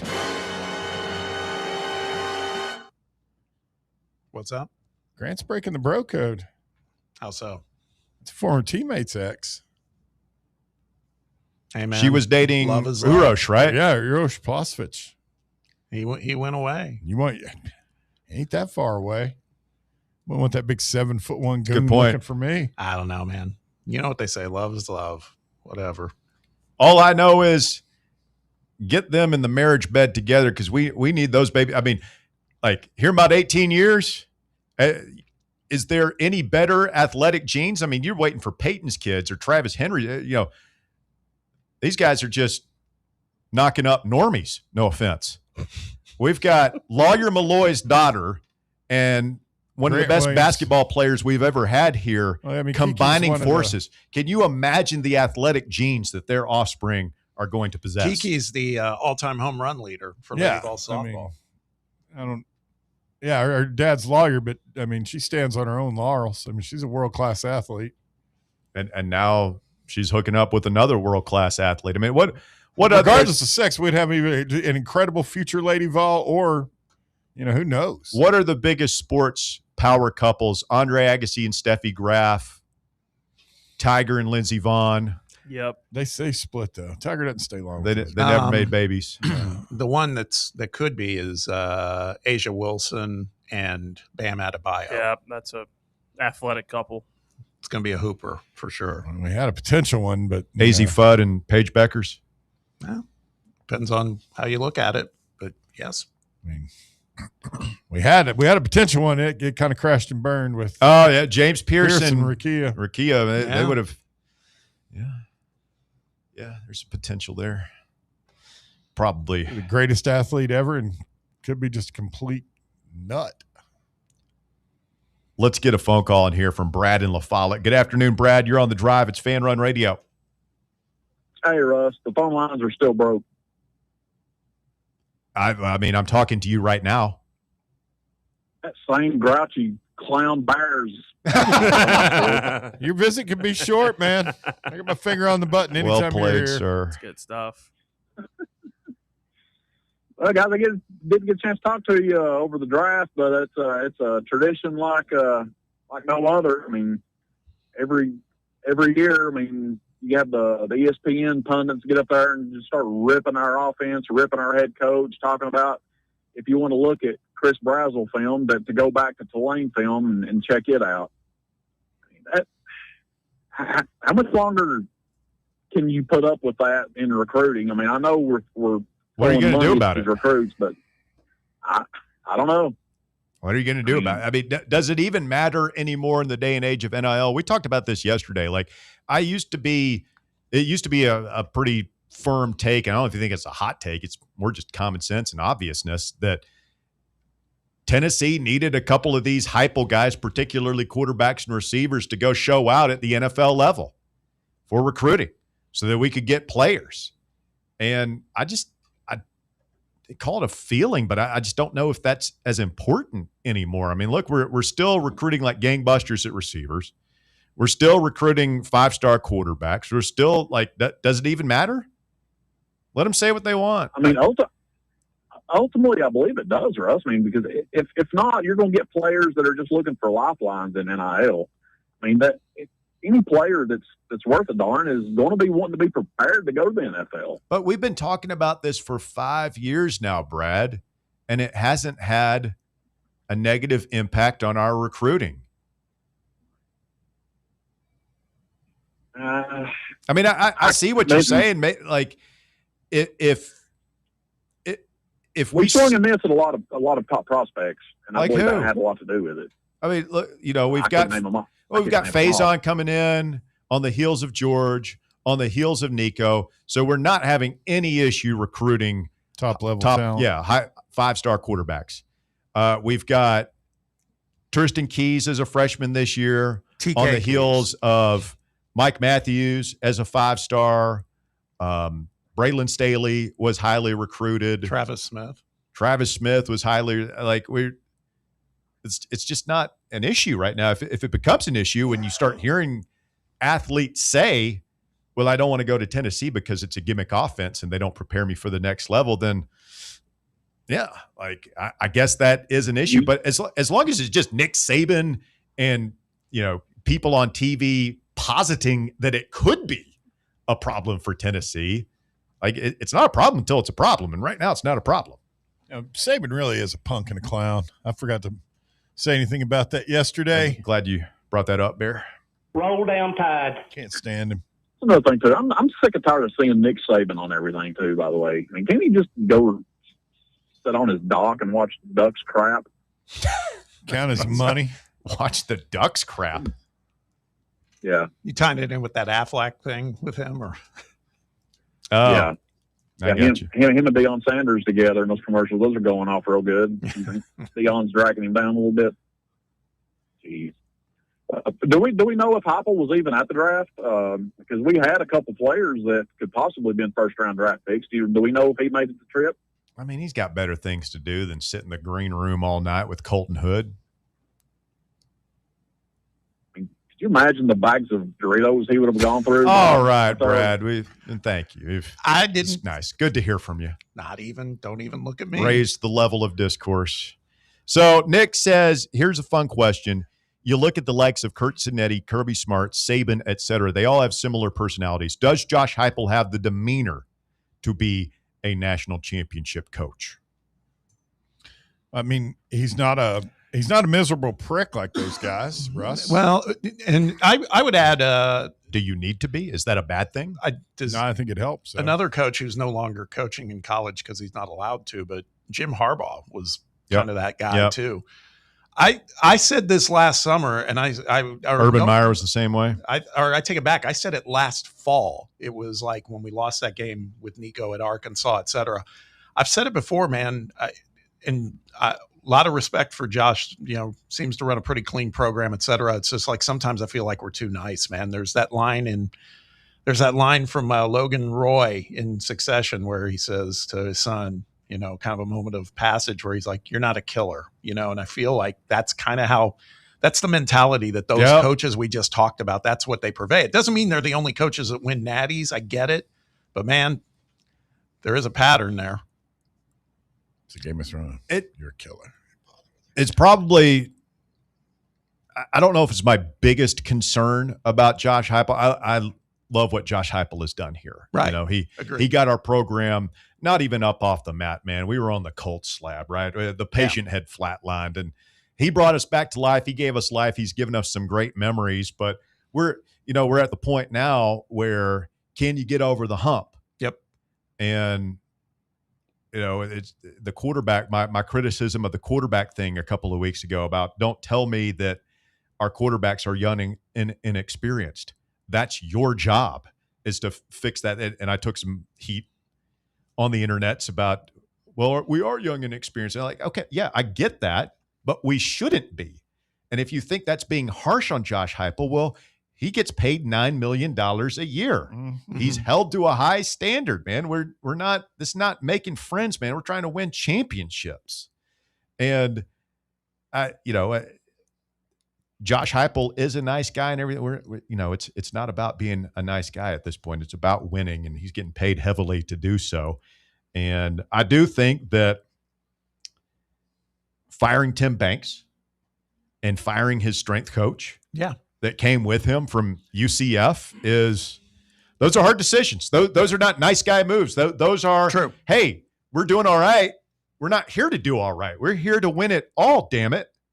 And we need to make a change. So I don't know if it's one of these questions. Can you turn into a killer? Can you make a nice guy a killer? I think we're having the same questions with Josh Elander. He's a nice guy. Can he become the killer that Tony was? I was just sitting here thinking about it while you were talking about it. It's this whole, as you called it, getting over the hump thing that Josh Heupel confronts. It's the very same thing we've been talking about with Barnes too for basketball, getting to a Final Four. Yeah. It feels like it's kind of a moment of reckoning. I think, Rick, that you're seeing what his response is. And maybe we're seeing it from Josh too, like you just said, with what they're doing with the strength coach and doing away with Tim Banks. And I support those moves because those are things I think that will change the game for this team. Well, with Rick at his age, that even if things go poorly, it's just not going to last much longer. So, and he's so accomplished that there's nobody talking about, well, if this doesn't happen, then we got to make a move. With Heupel, he's still a young coach. There is very much a thought that if at some point he doesn't get us where we want to go, we're going to have to look to somebody else to do. I mean, that's just college sports. That's the way it is. That's not me being alarmist, sports radio hot taker. That's what happens in this realm that we call college football. So I think it's a fair question to ponder. I think he's more competitive than we think sometimes. I think he's got some cutthroat to him that maybe he doesn't show the media and other people. But I think he's got some of that, I'll push my mom in front of the oncoming train to win a championship to him. It just doesn't come across telegenically as it might for guys like Nick Saban or Urban Meyer. I mean, he performed at an incredibly high level when he was in college. And as an assistant coach, I definitely think he's got that killer instinct. It's like I said, he just doesn't show it as much. And we haven't seen that epic meltdown. Like we've seen Kirby go. You ever see the apoplectic? I keep seeing these videos of like outside the Georgia practice facility. Oh yeah, and you can hear Kirby on the loudspeaker just going berserk. And I'll tell you what, I could never see Heupel going like that. I agree, and don't confuse me to be a Georgia fan or anything, but we've all seen some of the videos of him in the locker room with his team too. Yeah, and it gets you going, and it's like, man, I'd love to see. You got to have some rah-rah in college. Too bad he can't get his point across about maybe not driving recklessly with this guy. That's true. Well, and Urban Meyer certainly had his fair share of disciplinary problems. I think the thing that like set Meyer and Saban apart, and we'll see, maybe Cignetti is this guy as well, but there was a cold-blooded, almost borderline psychopathic, just don't care about anybody's feelings, my own players, my own coaches. If you're not on board with my program, then you can GTFO. That, not just Josh Heupel, but I think a lot of coaches just don't have. Well, that and it's called Meyer decency. Meyer and grace. Well, hey, this guy messed up. I'm going to give him some leave. He's a kid. We're going to work with him. That kind of thing that most normal people have in them. Like, I mean, some of those guys don't have. It wasn't even in Alabama, but he somehow pulled it off. The linemen that got caught in the car, they were blazed out, smoking weed. There was a stolen gun in the car. I'm not a grass expert. And it had an attempt had been made to foul off the serial number on it. He never missed a game at Alabama. They legit think it's a thin line between doing that and, hey, we're going to cover up for a thug to be on our team. McCarron Hernandez versus Boo Carter. Like this guy's so talented, we need him, but ultimately, like that was a detriment to our team last year. He would have been better off. It was, but this is the only time I'll ever speak up for Boo. Boo, one thing is not like the others. Boo, you can't compare Boo Carter being immature and a knucklehead to some of the stuff that's going on at Florida and Alabama, the violent stuff. The other thing we've talked about ad nauseum before, and I'm down with it too, is I would love to see our coach get these guys we talk about, they get after it with the officials too, right? Yeah. They all do. I remember Cignetti, I think it was the Oregon game in the regular season where he walked out on the field during the game, and they asked him at halftime what was up with that. He goes, had to get the ref's attention because I understand that I might get penalized for that, but I don't care. It's like he needed to understand what I was seeing and they're apparently not seeing. We just never get any of that from Josh. And I know some of it's personal style and to each their own, but man, that is a difference too. I mean, we know that drill. We watch it in basketball. Yeah. Barnes talks to the refs all the time, man, all the time. I think some of it's personal style, but again, and we talked about, I think some of it is just administrative in that he's the play caller. That's fair too. And he values that tempo thing so much. Even when we're not going warp speed, he's still going faster than most teams, and he doesn't have time. To bitch out the refs, fair point. Especially when we're on offense, and even when we're on defense. I think he's so focused on the next offensive possession that he's not as tuned in as other head coaches might be. So I wouldn't look for that to change any. But I mean, I'm with you. Like I like it when my head coach, again, to bring it back to baseball, it's been one of our constructive criticisms of Josh Helander, who we like. Yep. That is like, hey, man, come on, fight for us. Fight for your team. Fight for your fan base. Get in somebody's face. So show some fire, some passion, some emotion. Ain't nobody going to think less of you in our fan base anyway. Yeah. We'll love you for it. Like we're saying. And I like the guy. Stay with us. The drive continues. 865-966-3435 is your phone number. You want to get on board, 966-3435. Back with more right after this. The Drive. Tony Basilio, the official voice of the common fan, is now on Fan Run Radio. Fan Run Radio. Tony Basilio, weekdays from 11 to 1. Be there.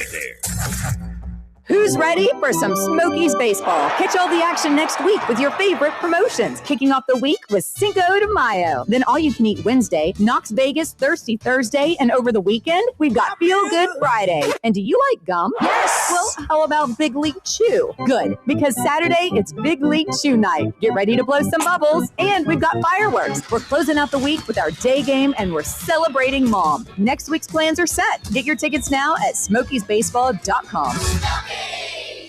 White Claw is taking hard seltzer to new heights with White Claw Surge. At 8% alcohol, White Claw Surge is a stronger wave of refreshment that doesn't compromise on taste.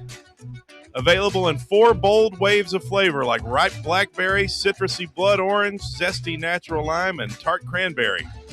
Check out your favorite retailer in-store and online for the White Claw Surge Variety 12-pack and 16-ounce single-serve cans.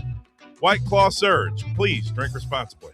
At Knoxville Insurance Group, they understand the challenges many consumers face when searching for insurance coverage. That's why whether it's for you, your family, or your business, they create a coverage plan specifically for your unique needs. Knoxville Insurance Group is an independent firm, which means they aren't beholden to just one insurance company. They search multiple companies acting as your negotiator to find you the best possible policy and price. Start a quote in minutes at KnoxvilleInsuranceGroup.com or call them today at 865-694-9788. Where are the best ribs in the Volunteer State? Rickard Ridge. Who has the best barbecue catering packages in East Tennessee? Rickard Ridge. And where is the most beautiful setting to enjoy a meal with family and friends? Rickard Ridge. Rickard Ridge Barbecue. Just a quick ride up I-75, take exit 134, hang a right, and Rickard Ridge is on your left, just inside Cove Lake State Park. Vol fans, reimagine your home at Broadway Carpets and Flooring for any remodeling or building needs. With a variety of carpets, rugs, hardwood, vinyl, and stone, Broadway has all the flooring and installation options you're looking for, including pet-resistant products like Pet Perfect Carpet from Shaw Floors. Visit their showroom in downtown Knoxville or the location in West Knoxville located on Kingston Pike near Pellissippi Parkway today. Are you thinking of buying a home but don't know where to start? Well, call VFL Josh Travis, your local mortgage expert with Foundation Mortgage, based right here in Knoxville. Whether it's your first home or your forever home, he'll keep the process simple every step of the way. To get started, visit mortgagebrokerjosh.com.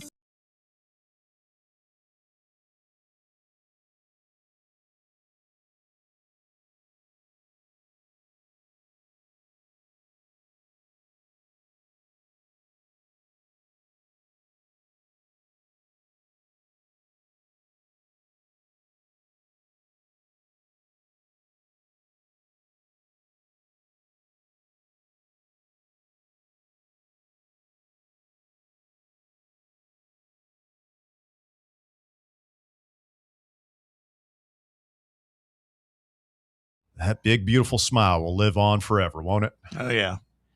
Jimbo says, does 5 for 5 mean Joey could potentially come back? No.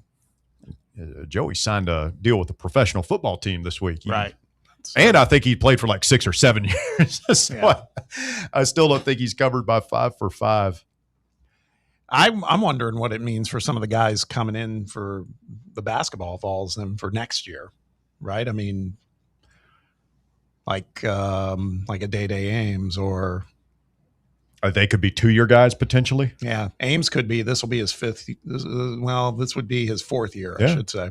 So the other guys like Harrelson and Harrelson probably has designs on the pros next year, trying to go in the NBA draft. And Hill, those guys are underclassmen. Did you see where the guy from Vandy, Tyler Nichols, is already saber rattling? There will be some lawsuits about that. Yeah, and I mean he's got a point. Yeah, he's got a point. He's got a point. There's no doubt. Sure. Yeah, the NCAA is going to get sued by all the seniors in this class who want to come back and play about that. Because they're right. It's not fair to them that they had to play against guys that were 25 and 26 on their 5th and 6th years of college basketball. And then the year after, no one else is going to have to do that, but they don't get the chance to get that 5th year. 865-966-3435, your phone number to get on board. Let's talk to Randy. Good afternoon, Randy. Hey, I heard you trashing me and Pavia over the airwaves yesterday. I tried to call in, and it said that your phone number was no longer in service, so I figured you guys were unable to pay your phone bill again. But I guess you are upset that Pavia told you last season that in the preseason that he was going to come into K-Town and tear down your kingdom. And then he did exactly as he said, 45-24, as I recall. Mm-hmm. No, I'm very happy for Diego Pavia, and he picked up a position I saw, or he'll be. I can only assume he'll be braiding Lamar Jackson's hair for the next 3 years in Baltimore. I think he'll do very good at that job because he sure as hell ain't going to be playing football. He can't see over the lunch counter, Randy. He's probably going to come in there and take Jackson's job. Oh my God, that's probably Randy, exactly what. You don't believe that. Come on now, man. People are listening to this. That's embarrassing. You don't believe that. Well, nobody's ever believed in him, and he's always proven that he can get the job done. It's not going to be any different in the National Football League. Who did he beat out at Vanderbilt and New Mexico State? Let's change the subject. I probably want to change the subject if I were you too. You're comparing whoever he beat out at Vanderbilt and New Mexico State to one of the best football players in the NFL, Lamar Jackson. But yeah, we should probably change the subject. Maybe he will just have a cup of coffee. But he'll be sweeping the floors. He'll be taking the trash out, throwing it in the back of the dumpster. He's got my milkshake like dribbling down his chest from where the bag wasn't tied up enough. Thinking, man, I really should have gotten that degree. Vanderbilt degree would be nice right about now.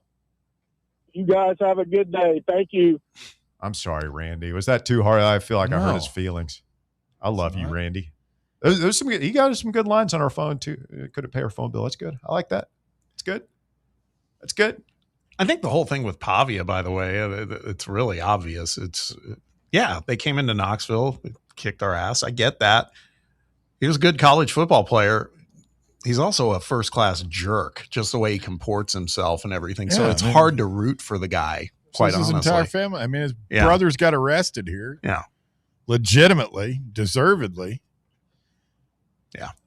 What did we call them? Who are the Salamanca twins? I think so. Yeah. I was giving him too much of a compliment. A couple of goofballs. And so is he. I mean, are you forgetting the F Indiana thing? And I mean, all that stuff. The voters. I mean, it was he's just not a. Yeah, that's the part. It's like it's hard to root for a guy when he, there's one thing having a chip on your shoulder. There's another to think that then you can just carry yourself however you like. Well, this is how his kid's always been. I reread something last night. He got thrown out of. He never wrestled again. It was his sophomore year. His whole family got in a fight at the state wrestling championship. I can't remember which state he's originally hails from. I think people will be cheering for him. It'll be like that old Peyton Manning commercial. Cut that meat. Cut that meat. Yeah, we're getting in the Wayback Machine for this one. But because that's what he's going to be doing. He's going to be making me a sandwich at Subway. And yeah, Subway, because he's not classy enough to get hired at Publix or Jimmy John's. Wow. Put that in your pipe and smoke it. Vandy Randy. DR Vol is next. Good afternoon, DR. You're on the drive. Fan Run Radio. Well, something I always enjoy is seeing terrible people fail. And, something me and Diego Pavia's got in common is neither one of us was drafted into the NFL. I mean, he comes from a crap family, and his mom, I mean, what is it that Ralph says in Sopranos, Bear? How does he say it? I can't say that about somebody's ma.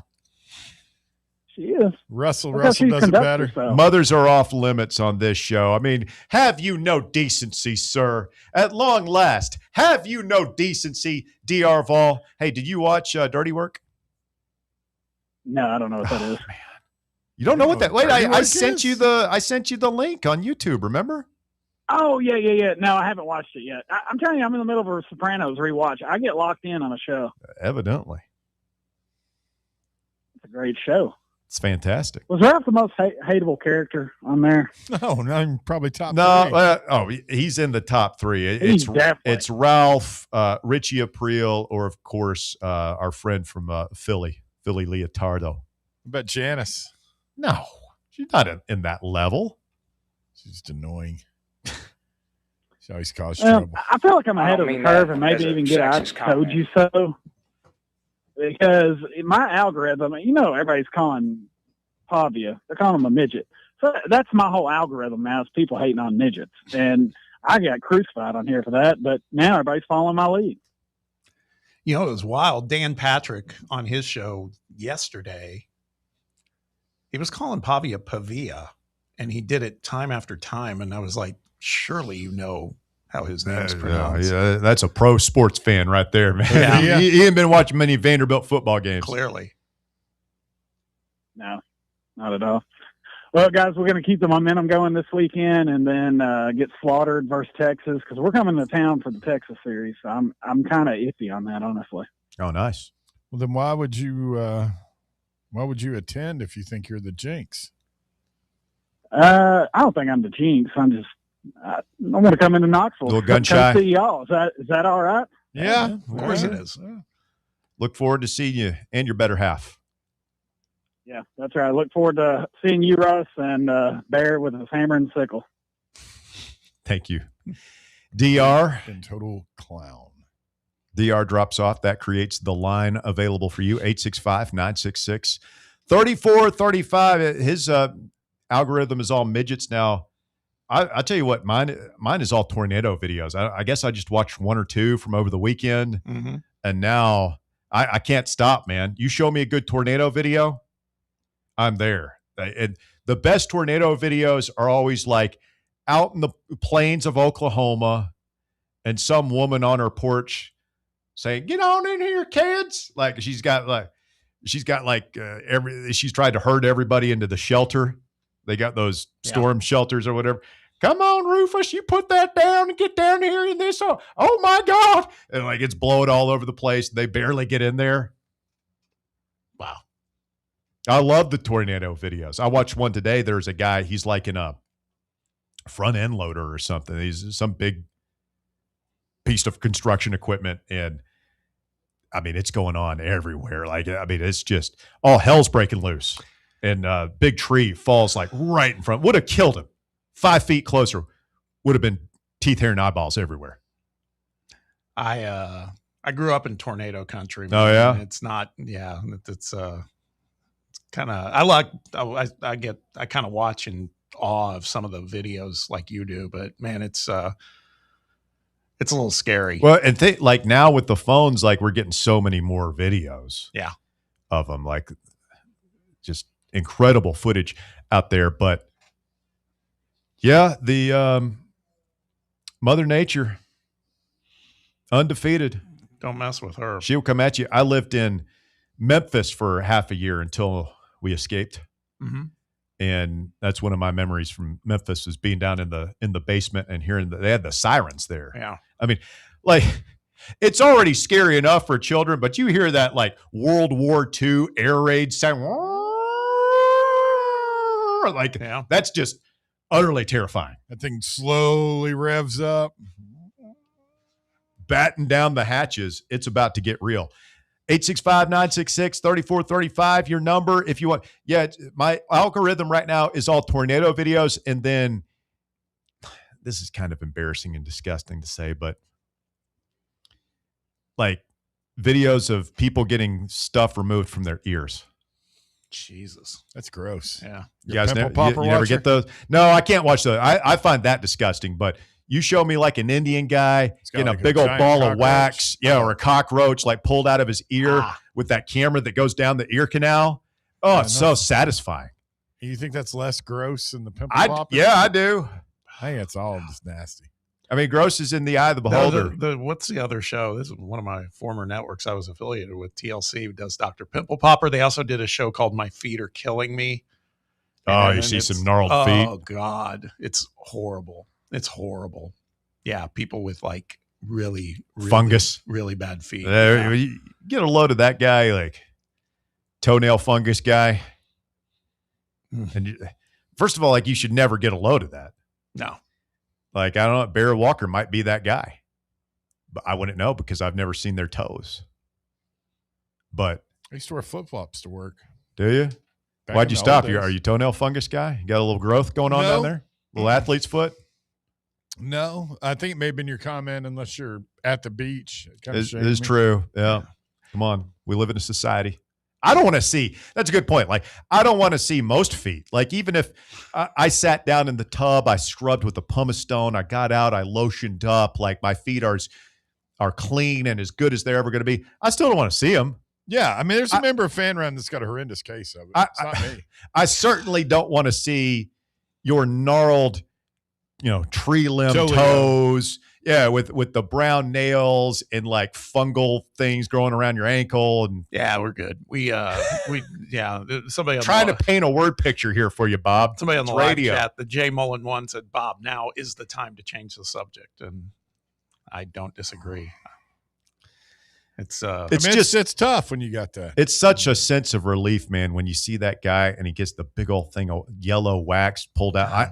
I feel my ears opening up. I'm like, it's so satisfying. You believe? Have you seen where they put the flaming cone in people's ears? Yeah, that doesn't work. You don't think so? No, Why don't you get? They make this new thing. It's like you can. It hooks up to an app on your phone. And it's like it's got that camera thing on its little probe, and you can clean your ears out with it safely. I just use Q-tips. It's gross. That's just jamming everything down in there. That's what they say, but I do it anyway. I'm good. I pour alcohol in my ears. Just rubbing alcohol. Yeah, it'll break that stuff down. You just like lie down on the side and just pour it in there. No, usually like I'll like pour it in or use like a Q-tip and like make sure it gets down in there, and then you take a shower and you let the hot water hit it. That to me, that getting water in my ears, it's like the most unsettling feeling life has to offer. Did you ever were you prone to getting swimmer's ear? No, but I had the tubes put in my ears when I was a child. I never had to have tubes. I don't remember why or what became of that, but I heard it was heard it was painful. Yeah. You remember it? No. I was but a wee lad. Stay with us. Hour number 3 of The Drive coming up. It's Fan Run Radio. The Drive. Fan Run Radio, where Big Orange Country comes to talk sports. Start your morning off with your daily dose of talk sports with John Reed and Cody McClure from 8 to 11. Then it's Tony Basilio from 11 to 1. The Playbook with William Pattison from 1 to 3, and The Drive from 3 to 6. It's 10 hours of hard-hitting local sports radio every day, right here on the flagship station for Tennessee fans. This is Fan Run Radio, Knoxville. Hey Knoxville! Surfside iced tea and vodka, made with real brewed tea, is only 100 calories, 2 grams of sugar, with no bubbles and no troubles. That's right, 0 carbonation, so it's easy to sip and enjoy. Headed to a game day or party at a friend's house? Bring an iced tea or lemonade variety pack from Surfside, or try their green tea and new raspberry tea vodka. Find the can with the sunset stripes this season. Surfside iced tea and vodka, sold at bars, restaurants, and stores near you. Surfside iced tea and vodka, sunshine in a can. Must be 21 or older. Enjoy responsibly. Are you ready for the start of a new season? Maybe looking for your team to go on a tournament run? Get game day ready with Crumble. Head on over to your nearest location and pick up 12 pre-selected cookies plus exclusive toppers. When you're looking for dessert options, there's no question about who you should call on. Our listeners already know. Last year, the Dubai chocolate was a home run, along with the brownie batter. Oreo crumb was another crowd favorite. What new flavor will set the standard this season? If you're in the Knoxville area, there are 3 locations ready to serve you: Clinton Highway, Parkside Drive, and Maryville. Download the Crumble app to build your best lineup and vote on the best combos. You can even put your bid in to request a new flavor. Order in the app and slide on over to your nearest location. Tell them Fan Run sent you, and as always, it's for the fans, by the fans. Don't miss the cookies. Blackford Veterinary Surgery Referral specializes in surgeries not regularly performed by your pet's general veterinarian. They're currently accepting referrals from vets all across the country. With their newly renovated state-of-the-art surgery center and highly trained staff, clients can rely on professional and thorough care. If your vet says that your pet needs surgery or rehab, ask for a referral to Blackford Vet and let them get your best friend back on its feet. Located conveniently in West Knoxville. For more information, visit blackfordvetsurgery.com. Hear that? That's the sound of your life. Perfectly imperfect. Beating in rhythm to the world you've created. But every time you drive after drinking, the music gets drowned out. Your life sounds pretty great. Don't let a buzz ruin it.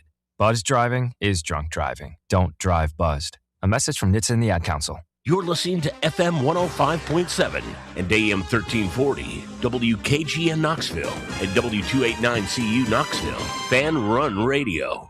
Are you ready to show off that confident, radiant smile you've always dreamed of? Well, here at Knoxville Smiles, we're ready to turn your dream into a reality. At Knoxville Smiles, we're more than just a dental practice. We're your partners in achieving optimum oral health. From routine cleanings and checkups to advanced cosmetics and restorative procedures, we offer a wide range of services in an environment that makes every visit a positive and comfortable experience. At Knoxville Smiles, it's about more than just treatments. We're focused on creating a welcoming environment where you feel like family. Our state-of-the-art facilities are designed with your comfort in mind, and our friendly staff is always ready to address your questions and concerns. Don't wait any longer to achieve a beautiful smile you deserve. Schedule your appointment at Knoxville Smiles today and take that first step towards a healthier, happier you. Call us at 865-539-1776 to book your appointment today, or just visit our website at knoxvillesmiles.com. It's time for The Drive's Top 5 at 5.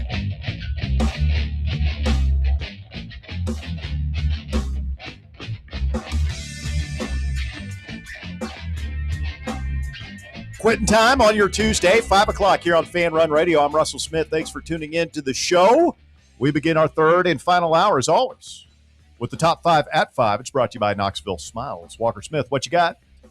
At number 1, Rivals basketball recruiting expert Jamie Shaw put an expert prediction with a 60% confidence for Tennessee to land commitment from Juke Harris. This comes a day after college sports insider Chris Lowe said on the RTI Lowdown that he anticipates Harris committing to Tennessee sometime this week. Tennessee is battling both Michigan and North Carolina for Harris's services.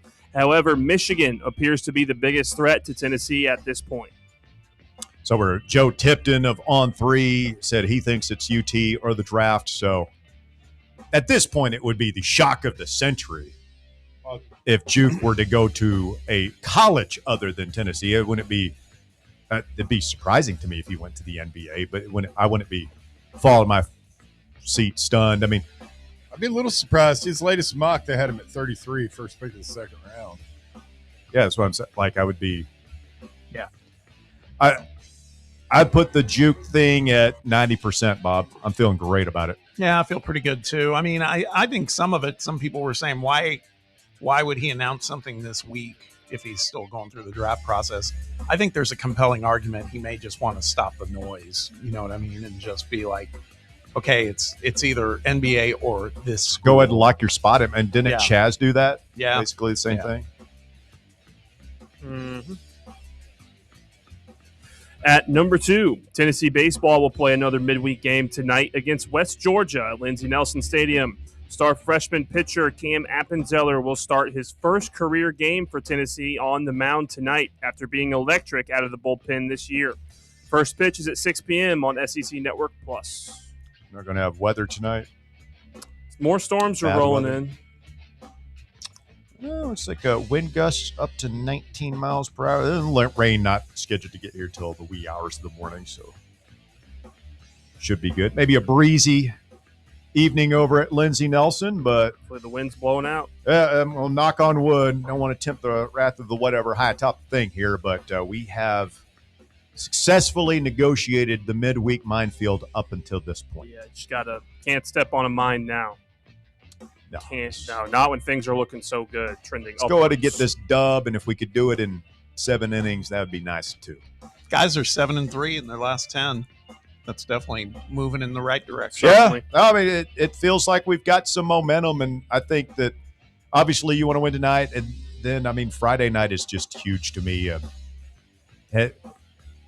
Elander hasn't said anything yet.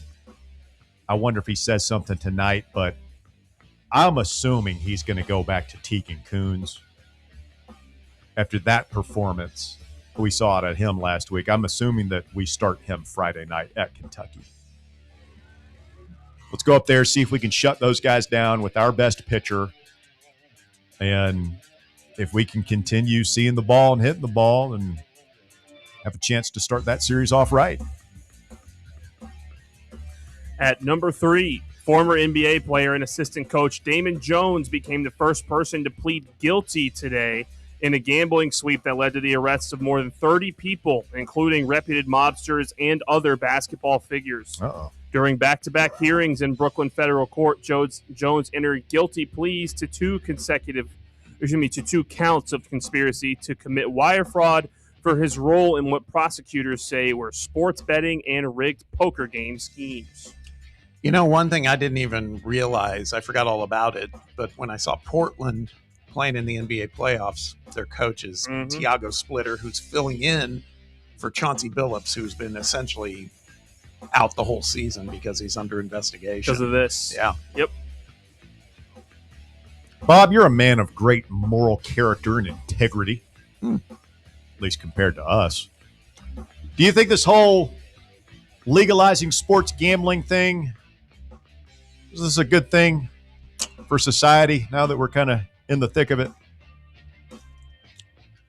I don't know. I likened it to, back in the Prohibition days when they finally let liquor be. It was like it was happening behind the scenes before. I do think it's got. You were able to keep it in the shadows. Yeah. I mean, for guys like us, I can open up my phone and put a couple of bucks on the Braves tonight, Right. and if I lose, it's only a couple of bucks. I'm just not built to abuse alcohol or drugs. I'm not going to get in over my head. Yeah. My only addiction is Diet Coke. I can't quit, and I'm just come to terms with that. It seems to be working for Trump. Hopefully, I can make it that far. Yeah. Keep drinking that But there garbage. are people. I shouldn't, but it's an addiction. There are people who can't control themselves, particularly some young men. That is a crisis in a certain part of society right now. Alcohol, obviously, we all know the danger that produces for some people. Would we have been better off just leaving sports gambling in prohibition, for lack of a better term? Well, and we were talking about it in one of the commercial breaks. The other thing too is it's so heavy-handed, in advertising. I mean, Fan Run has benefited. Well, I from was that just in the thinking past, we too. can have this conversation because we don't currently have any sports gambling companies Yeah. on the air right now. If you want to shut us up, cut the check. No kidding. As they say. But I mean, I think that further complicates things, right? I mean, for these athletes, because Brendan Sorsby's situation right now, I mean, between ESPN and Fox and all these other networks that carry these college football games, I mean, they're getting big checks from the FanDuels and the DraftKings. It's lucrative. And, yeah. So I don't know. It's a tough. I would situation. never have. I don't think I would have ever done it if it had it been for advertising deals where it was a part of, or we had to. And then I did it. And like, okay, this is fun. I see the appeal of this, but I mean that advertising works. It's sure. Here's free money. Sign up. Your first $100 free or whatever. Yeah. That's how they get you. Mm-hmm. At number 4, 3 series in the first round of the NBA playoffs have pivotal Game 5s tonight. The Celtics return to Boston up 3-1 on the 76ers to try and close out that series at 7 p.m. The Hawks and Knicks will play a pivotal game with the series tied 2-2 at 8 p.m. in Madison Square Garden. Finally, the Spurs up 3-1 will try to eliminate the Trailblazers in San Antonio at 9:30. The first and last games will be on ESPN with the 8 p.m. game showing on NBC. All right, Bear, let's test your memory retention since this might be their last hurrah. Name a Blazer. We had fun with this on Friday. Dame Lillard. Doesn't count. I mean, why doesn't it count? Because he's not playing. Is he on the team right now? No. He's on the roster. Is he on the roster? Yeah. Then that counts. Go get your shine box walk. Whoa. Here we go. Easy. Unbelievable. Can you name a active Trailblazer? No. I'm not even going to start watching the playoffs for like another couple of weeks. I like this story about have you guys seen this, how cheap the Blazers owner is? He's like the Cleveland lady from Major League. It's very funny. So some of the stuff this guy has done. So normally for these NBA teams, it's customary for the owner to pay for travel for like guys on two-way contracts and G League guys that have come up who aren't on the playoff roster to come and watch the games. This Portland owner does not do that and is making them travel themselves, buy their own tickets, and not setting them up at all. He's also too cheap to do like a T-shirt out where they put T-shirts on the seats and theme the stadium. I think he offered Josh Schertz the head coaching job. What? Yeah. I didn't see that. Yeah, supposedly. And why didn't he take it? It was like it was less money than he's making. Hey, man, that's what I kind of respect. Why am I going to bring some guy on a two-way deal up to, who are they playing, the Spurs? Yes. To San Antonio to watch a game that he's not going to play in. Why should I be expected to pay for that? Why should I be expected to print a bunch of shirts that won't fit half the people in the audience anyway? And what was the last one you said he was accused of doing? The T-shirt thing. That was the one before that.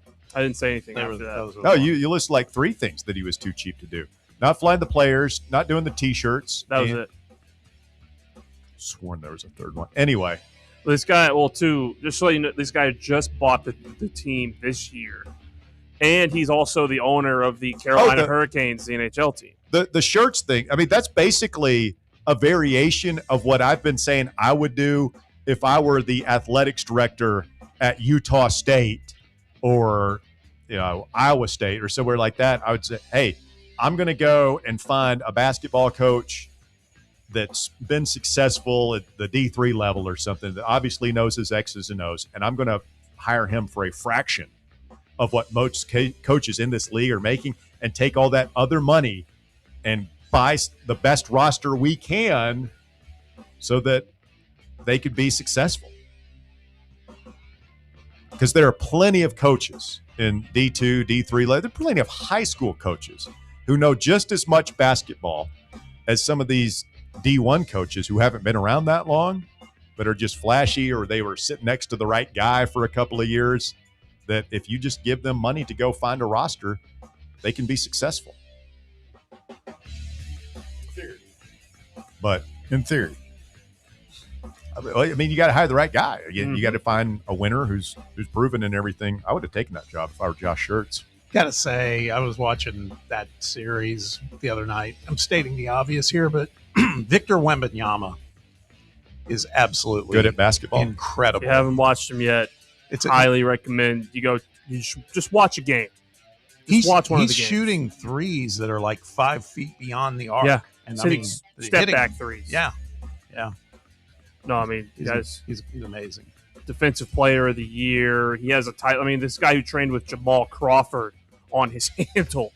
Like he's 7'4" with guard skills. Yeah. Super freak. And at number 5, a lab worker at the University of Wisconsin has admitted to attempting to poison a colleague he had been upset with over receiving a promotion. The man has been charged with recklessly endangering safety and tampering with household products, quote, with the intent to kill, injure, or otherwise endanger the health of another person, after he admitted to lacing the lab worker's water bottle with paraformaldehyde and chloroform. The two had been pretty close, but had drifted apart over time to the point where the man was upset that he decided to poison the colleague because he was, quote, upset with the victim for not following the lab rule of wearing a lab coat and goggles for a promotion that the victim had gotten and for other things that had just added up over time. So he tried to poison and kill him? Yes. Did it say what he used? Seems a little... He certainly did. Certainly did. Yeah, I mean, you got to wear the lab coat and goggles if you're going to be in the lab.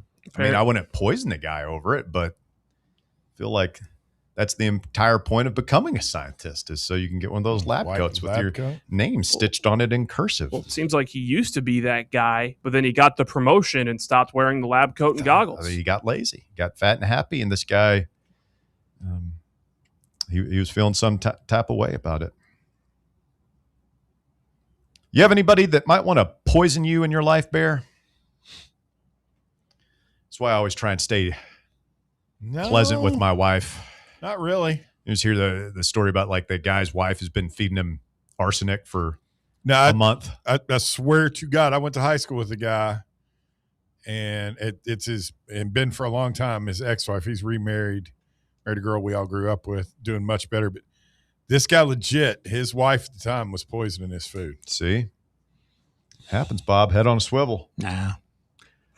No. She was crazy as hell. Yeah, I was going to say, you trust your spouse. I mean, this guy trusted her. He was eating those meals.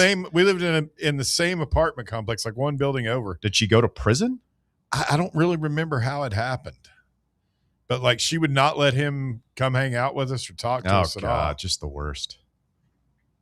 Just the worst. And then every time he ate something she cooked, he would get violently ill. Was she poisoning him, or was she just a really bad cook? No, I think she's trying to poison him. Fairly certain. Seems like I can't remember all the details. I'd have to message one of our mutual friends and find out if the police ever got involved. Thank you, Walker. That's the Top 5 at 5. It's brought to you by Knoxville Smiles. Check them out online, knoxvillesmiles.com. Schedule your appointment today and smile brighter with Knoxville Smiles. Oh, you talk about Juke Harris and the waiting game for Tennessee with the star transfer from Wake Forest. Big night for a couple of blue bloods. Tyran Stokes is, according to some recruiting services, the top overall high school basketball player in the country. He will announce his decision this evening between Kentucky and Kansas. Will he go to UK or KU? And he's doing it on Inside the NBA on ESPN. With Chuck and Shaq and Ernie and... No, the other Inside the NBA. Yeah, I think that it's a big moment for both. One of those two teams, as you can guess which one we would like to see it happen to, is going to be drinking from the keg of despair tonight. Yeah, and there's also some people out there saying, hey, this is not just Kentucky versus Kansas. This is Nike versus Adidas, too. And I don't know what this kid's proclivity is as far as his... We're Team Adidas now for all intents and purposes, right? We've got, a couple more weeks of baseball and our Nikes, and then we're switching over to the three stripes. Yep. Apparently, this type of kid, this is like he is probably the best player in the country. Very well known to have coachability issues, character problems. Really? Yeah. Guy could be not the most coachable star. Well, maybe we want Kentucky just to watch a train wreck. I was going to say Self seems to be able to navigate that stuff. Yeah, he's got experience with that with Peterson this year. Yeah, Peterson. Julian Peterson. No, Darren Peterson. That's I'll be watching because I'm not going to lie, if he goes to Kansas. Rupsrafters.com. Yeah, that'll be must see material there.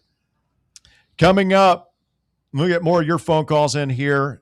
You're listening to The Drive on Fan Run Radio. Juwan Jennings has a new favorite for his services. We'll tell you where Adam Schefter thinks the dog could land next year. More of your phone calls as well. You're listening to The Drive. It's Fan Run Radio. Stay with us. The Drive. Catch up with all things Fan Run by subscribing to our podcast feed. Like, rate, and download the show from the Fan Run app or wherever you get your podcasts. A brand built in Tennessee and born from the love of the game. Inward Half revolutionizes golfing comfort. Crafted by a former pro and dedicated enthusiast just like you, our luxury performance wear guarantees you stay cool and comfortable through every swing and every day. We're not just a brand. We've set out to create a lifestyle for those who understand that impeccable style and premium performance are a hole-in-one. Enjoy the walk-in with Inward Half. Vol fans, reimagine your home at Broadway Carpets and Flooring for any remodeling or building needs. With a variety of carpets, rugs, hardwood, vinyl, and stone, Broadway has all the flooring and installation options you're looking for, including pet-resistant products like Pet Perfect Carpet from Shaw Floors. Visit their showroom in downtown Knoxville or the location in West Knoxville located on Kingston Pike near Pellissippi Parkway today. Your smile is one of the first things people notice, so why not make it unforgettable? At Knoxville Smiles, we believe everyone deserves a smile they're proud to show off, whether it's time for a routine checkup, a professional cleaning, or something more advanced like teeth whitening or veneers. Our expert team is here for you. We use the latest technology to provide the highest quality care in a comfortable, friendly environment. At Knoxville Smiles, we don't just treat teeth, we treat people. Our goal is to make every visit as stress-free and pleasant as possible. So if you've been putting off your next dental visit, now's the perfect time to take the next step towards a healthier, brighter smile. Give us a call at 865-539-1776 to schedule your appointment. That's 865-539-1776. Or visit us online at knoxvillesmiles.com. Smile brighter with Knoxville Smiles. Hey, Vols fans, Cody Brown here. I grew up right here in Tennessee and know what it means when someone says, I've got your back. That's why you can trust Farm Bureau Insurance of Tennessee. Whether it's your home, your vehicle, your family's future, or the business you built from the ground up, we will show up for all of your insurance needs. We are Tennesseans who understand what matters, which is doing right by you. Insurance is not all about just paperwork and policies, but it's about the people we insure every day. So if you want insurance that hits home, give me a call at 865-992-3871.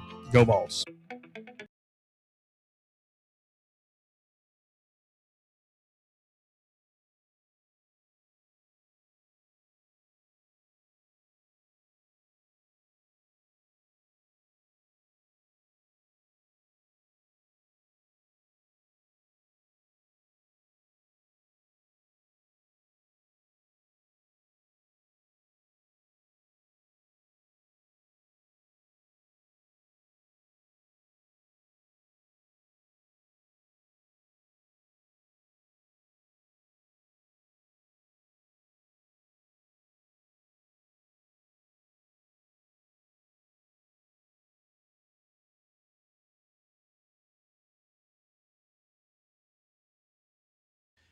Former Tennessee Vol and 49ers wide receiver Jawan Jennings could be headed to the Minnesota Vikings.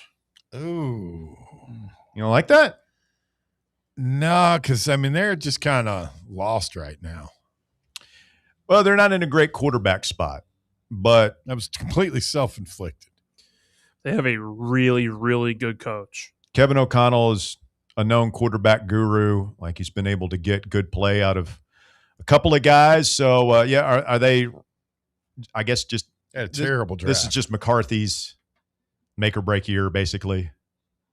Yeah, and I believe, didn't they also sign Kyler Murray too? So it's going to be a competition between them. I forgot about that. JJ isn't the guy, they have Kyler Murray that is a classic project that JJ or not. Yes, that O'Connell can work on and revive a career. Yeah. I just kind of hoped he landed somewhere with better quarterback play. Who all did McConnell do that for besides Sam Darnold? Sam Darnold, I mean, he did it with Josh Dobbs. He made Josh Dobbs look good for a couple games. I believe who else did he start? think he had Carson Wentz play a couple games where he looked Yes. serviceable. Oh, the guy's Darnold. Yeah. Daniel Jones was there for a minute. Yeah, he after the Giants cut him, he went there and was a backup, and then went to Indianapolis and was great. Let's get a call from Tim. Good afternoon, Tim. You're on the drive. It's Fan Run Radio. Hey, guys, calling about Diet Coke, Killer Hypo, and your phone number. I'll go in reverse. Your freaking phone number is impossible to remember. I had to go to Supergrok to get it. Thankfully, it's listed in there. Can you come up with an easier number to remember? Yeah, we'll try and do that for you, Tim.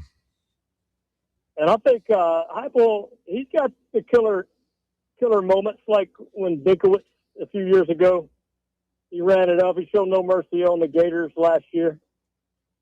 I think he sticks to his style, man, and doesn't deviate. I just hope they give him all the time. Well, he's had, I mean, 6 I don't know years. who you'd wanna, He's had 6 years, Tim. who you want to bring over? I mean, I don't want to put bring some money up, anybody. buy some players. I don't want to bring anybody. The point I was making earlier is that guys making $9 million a year. And, we saw what happened to coaches who were perceived to be in relatively stable settings, James Franklin and Brian Kelly last year. They didn't last long. And I'm not saying that Josh Heupel is going to get fired a month into the season. I'm not.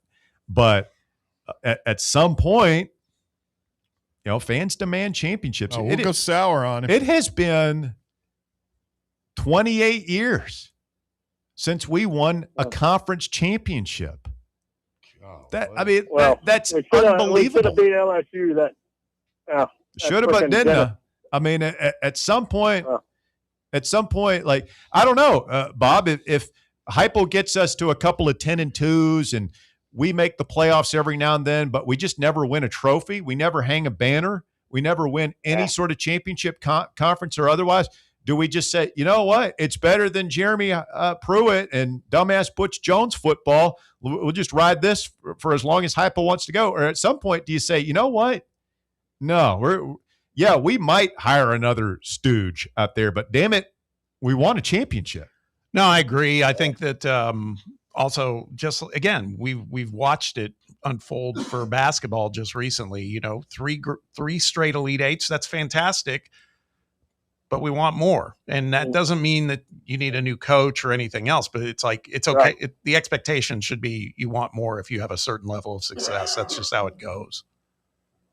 Well, speaking of sticking with it, stay with your Diet Coke, man. I cut it out for 3 years. I drank unsweet tea or water. Ugh. There's nothing like that, cracking that Diet Coke and man, that sodium content, baby. That cold, harsh, almost burning sensation in the back of your throat. Absolutely And if you fantastic. look at like Diet Pepsi or the others, that's the deal. That the sodium content is less, the milligrams. Diet Coke has just the right perfect concentration of mg, baby, and that's what brings you back for more every time. Thank you, Tim. We appreciate the phone call. We'll see if we can get a new phone number just for you. Also on the live chat, and I've seen this, I've been saving it, but since we're talking about sodas, Bradley Paul 4397 on the live chat says, because I've seen this, by the way, I just haven't tried it. Dr. Pepper Zero Creamy Coconut is pure fire. I'm not opposed to it. I'll try it. The whole concept of dirty sodas right now is a big deal where they do that. They put cream in them and everything else. And but anything with Dr. Pepper, I'm willing to give it a shot, I have to say. Diet Dr. Pepper is the sweet nectar of the gods. It's fantastic. Zero's pretty good too, I will say that. But I remember Cody had just moved back and I was talking to him about cherry Dr. Pepper. And he was like, oh, that sounds pretty good. And Sam Beard had tried it. He goes, oh man, it's amazing. And so they had one of those deals at the grocery store where like you buy 3 12 packs, you get 2 or 3 free. And so I got one and I brought it to Cody and he opened up a can and drank. He just smiled. He goes, that's good pop. That's all he said. That's spoken like a man from Arkansas. It's good pop. Yeah. You ever meet those people where every kind of soda is pop? Like, Yankees. That is weird. But what's weirder are people who refer to every different kind of soda as a Coke. So where I'm from, that's like a what they Sprite did. can be a Coke. Yep. A root beer can be a Coke. Dr. Pepper can be. I just want a Coke. Yep.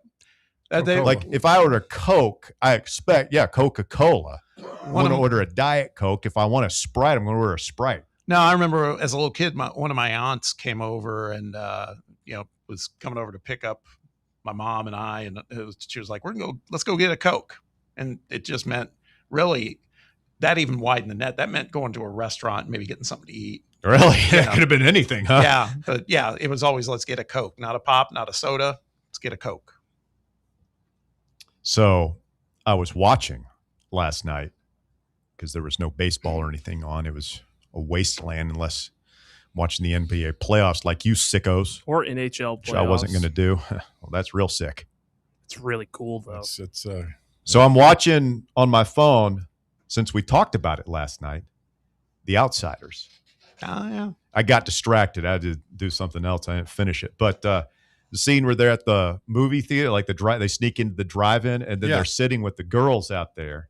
Yep. Diane and Lane. They go, yeah, well, she's like 12 in that movie, Bear. Easy. Cherry Valance? No, she was 17, and she's 2 years older than me. Have a seat right over here, please.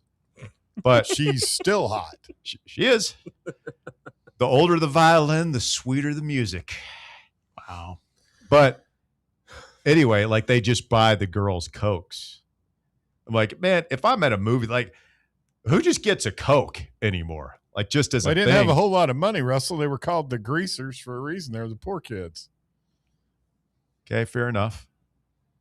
But I'm in a movie theater. If I'm at the movie, you better bring me a popcorn with that Coke. Yeah. Although, as a dude, I've never had anybody offer to buy me anything at the movie theater. Oh, at the theater. I bought you a beer at a baseball game. That's different. It is. If you want a Coke? If you just brought me a Coke without asking, that would have been a little bit weird. I would feel about that the way you feel about dudes in the hot tub together. I wouldn't spend money. I'd be like, I'm going to the concession stand. You want anything? But you bought me that beer, and I know I bought two beers. The tickets. I bought beers for a buddy at the game Friday night that we went to. Thursday night, 2 beers, $31. We had this conversation, didn't we? Yeah, I mean it's easier for me because I don't really drink anymore. But I mean, $31. But I mean, you were like, I'm going up to get something. Would you like a beer? Instead of you didn't come back to Russell and go, hey, I got you a beer. No, it was more like I can't believe I did this. Yeah. I mean, moment of weakness. You better enjoy this. This better be the best beer you've ever had. Yeah, you think I didn't let him know that I had to finance it? Fine. 11%. You know, very rarely. I mean, we'd never 3 really more been to a payments game and it's all yours. Yeah, it was cold as hell that night. So I remember. Saw where a new draft projection that just came out has our Nate Ament going number 9, I believe. Pull this up. Where was it? Was it ESPN? ESPN. Really? Because I saw one today. It was 12 to the Thunder again. I saw 10 to the Bucks. Yeah, 10th overall to the Milwaukee Bucks. I mean, you're solidly in the. Yeah. You get to learn behind Giannis for a year or two before he bolts for greener pastures, and then maybe take over that gig. Not for nothing. Part of their ownership is from here. There you go. Be playing for Team Haslam. I'd forgotten all about that. Mm-hmm. So they own part of the Browns, or they own the Browns. And part of the Bucks. Yep. Part of the Bucks. And the Columbus Crew of MLS. And apparently they're part of the group that's going to be owning the new women's professional soccer team in Columbus. Mm-hmm. Jimmy Coaching Shorts is spreading his sphere of influence, it would appear. All right, I got some football recruiting news. Okay. That I'm pretty sure might elicit a strong response from Bear. Not a good one. Austin Price of VolQuest reports that Tim Watts, who is the Alabama On 3 site owner, has posted that Kenny Simon who is the son No, Kevin's kid. Kevin Simon, is trending towards. Don't you do it, Kenny. Alabama.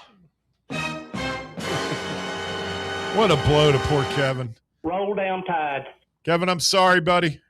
I'd imagine I'm fluctuating between sorry and what do you know? I'd imagine he's fine with his son going wherever he wants to go. Bama? Roll down Tide. How does that strike you, Bear? Kevin, remember him, number 5, with that? He had the cowboy collar sticking up out there. Always coming with bad 5-star intentions. recruit, California De La Salle High School. It's a cruise missile. I mean, if not for knee injuries, may have been he one would of have the a long all-time career, yeah. greats. He would have a long career in the NFL. And his son be headed down to the capstone. Roll down Tide. I mean, we got Cooper Witten headed to Oklahoma. We got Kenny Simon headed to Alabama. Roll I mean, down what's next? Is Marshall Manning? Is he going to go to Georgia? Oh God. Grant Williams and Kiki's son already committing to Vandy. Ugh.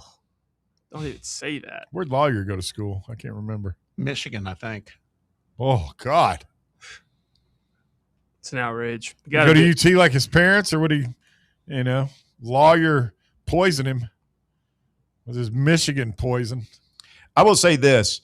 Our linebacker depth for this year's team in the immediate future is pretty damn good. Yeah. You got Arian Carter hopefully coming back to pair with Amari Campbell wearing the green dot. You got T. Lander, who's played a ton of football behind him. You've got Perlotti, who might have flashed as much as any young player flashed on last year's team. Well, he's got that thing you really look for in linebackers, and he looks like he enjoys hurting people. Edwin Spillman, who's highly recruited, and another Rouse, big time flash guy. Oh yeah, like Braden Rouse committed. Like we're pretty loaded in the linebacker room for the foreseeable future. I got you. Hey, correction on Lawyer Malloy. Where'd he go? Washington Huskies. I don't know. I thought that. I almost said that. I thought I could have sworn he went to Didn't want Michigan. to look stupid. I would have looked really smart. Yeah, you leave that to me. I got that covered. You got beef with Washington? No, I got no. But no, I was saying no. I just could have sworn he played at Michigan. Oh, Lawyer Malloy. Just joining us, former Tennessee softball star Kiki Malloy and Grant Williams have announced their engagement online, and the countdown is on. About 18 years maybe until we have a little Grant Jr. Wonder how intimidating it is dating Lawyer Malloy's daughter. Probably not as much if you're Grant Williams. I mean, like, Bob, you've got a daughter. Mm-hmm. Grant Williams is the kind of guy you're like, okay, yeah, he's NBA player. Yeah, he's obviously going to be financially well off, but just a polite young man. Like that's the kind of dude you want your daughter here. Yeah. Remember what was it? Didn't they say like one of the only other schools that was interested in him for basketball was like Harvard? It was a Ivy League. He's school. a brainiac. I mean, if I'm Lawyer Malloy, I'm much preferring. It's no offense to Eurosh, but you got Grant Williams who was recruited by Harvard, or this goon from Bosnia.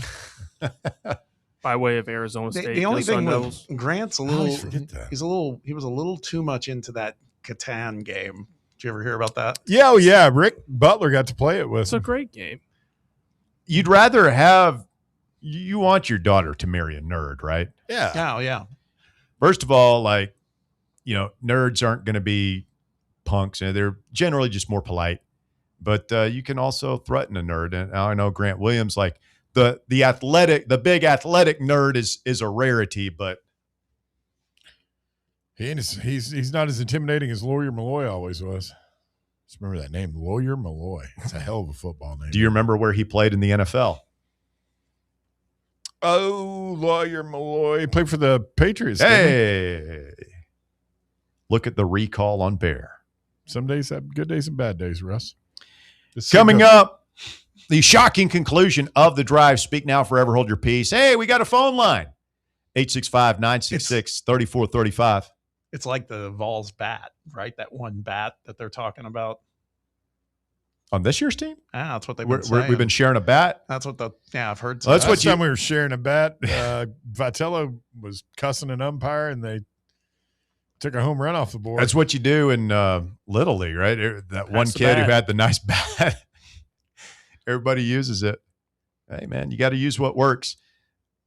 We will. What was I doing? I was teasing something. I'm sorry, I cut you off there. Damn it, Bob. My apologies. Shocking conclusion. I expect that kind of distraction from Bear, but what are you talking you're about? supposed to be the professional one. The Lady Vols coming close to finishing out their roster as Kim Caldwell goes the complete home extreme makeover Lady Vol basketball edition. We'll tell you about her latest additions. And again, you want to jump in 865-966-3435. Try and write it down, Tim. We're not getting a new number just for you. Back with more right after this. The Drive. The Playbook with William Pattison from 1 to 3. Right here on the flagship station for Tennessee fans. Fan Run Radio. What kind of day is it? It's a White Claw day. Grab a pack, grab your friends. Everything else in life can wait. Your friends shouldn't. Let's go. White Claw. Grab life by the claw. Please drink responsibly. Hard seltzer with flavors. White Claw Seltzer Works, Chicago, Illinois. Who's ready for some Smokies baseball? Catch all the action next week with your favorite promotions. Kicking off the week with Cinco de Mayo. Then all you can eat Wednesday, Knox Vegas Thirsty Thursday, and over the weekend, we've got Feel Good Friday. And do you like gum? Yes! Well, how about Big League Chew? Good, because Saturday, it's Big League Chew night. Get ready to blow some bubbles, and we've got fireworks. We're closing out the week with our day game, and we're celebrating Mom. Next week's plans are set. Get your tickets now at smokiesbaseball.com. Citizens National Bank.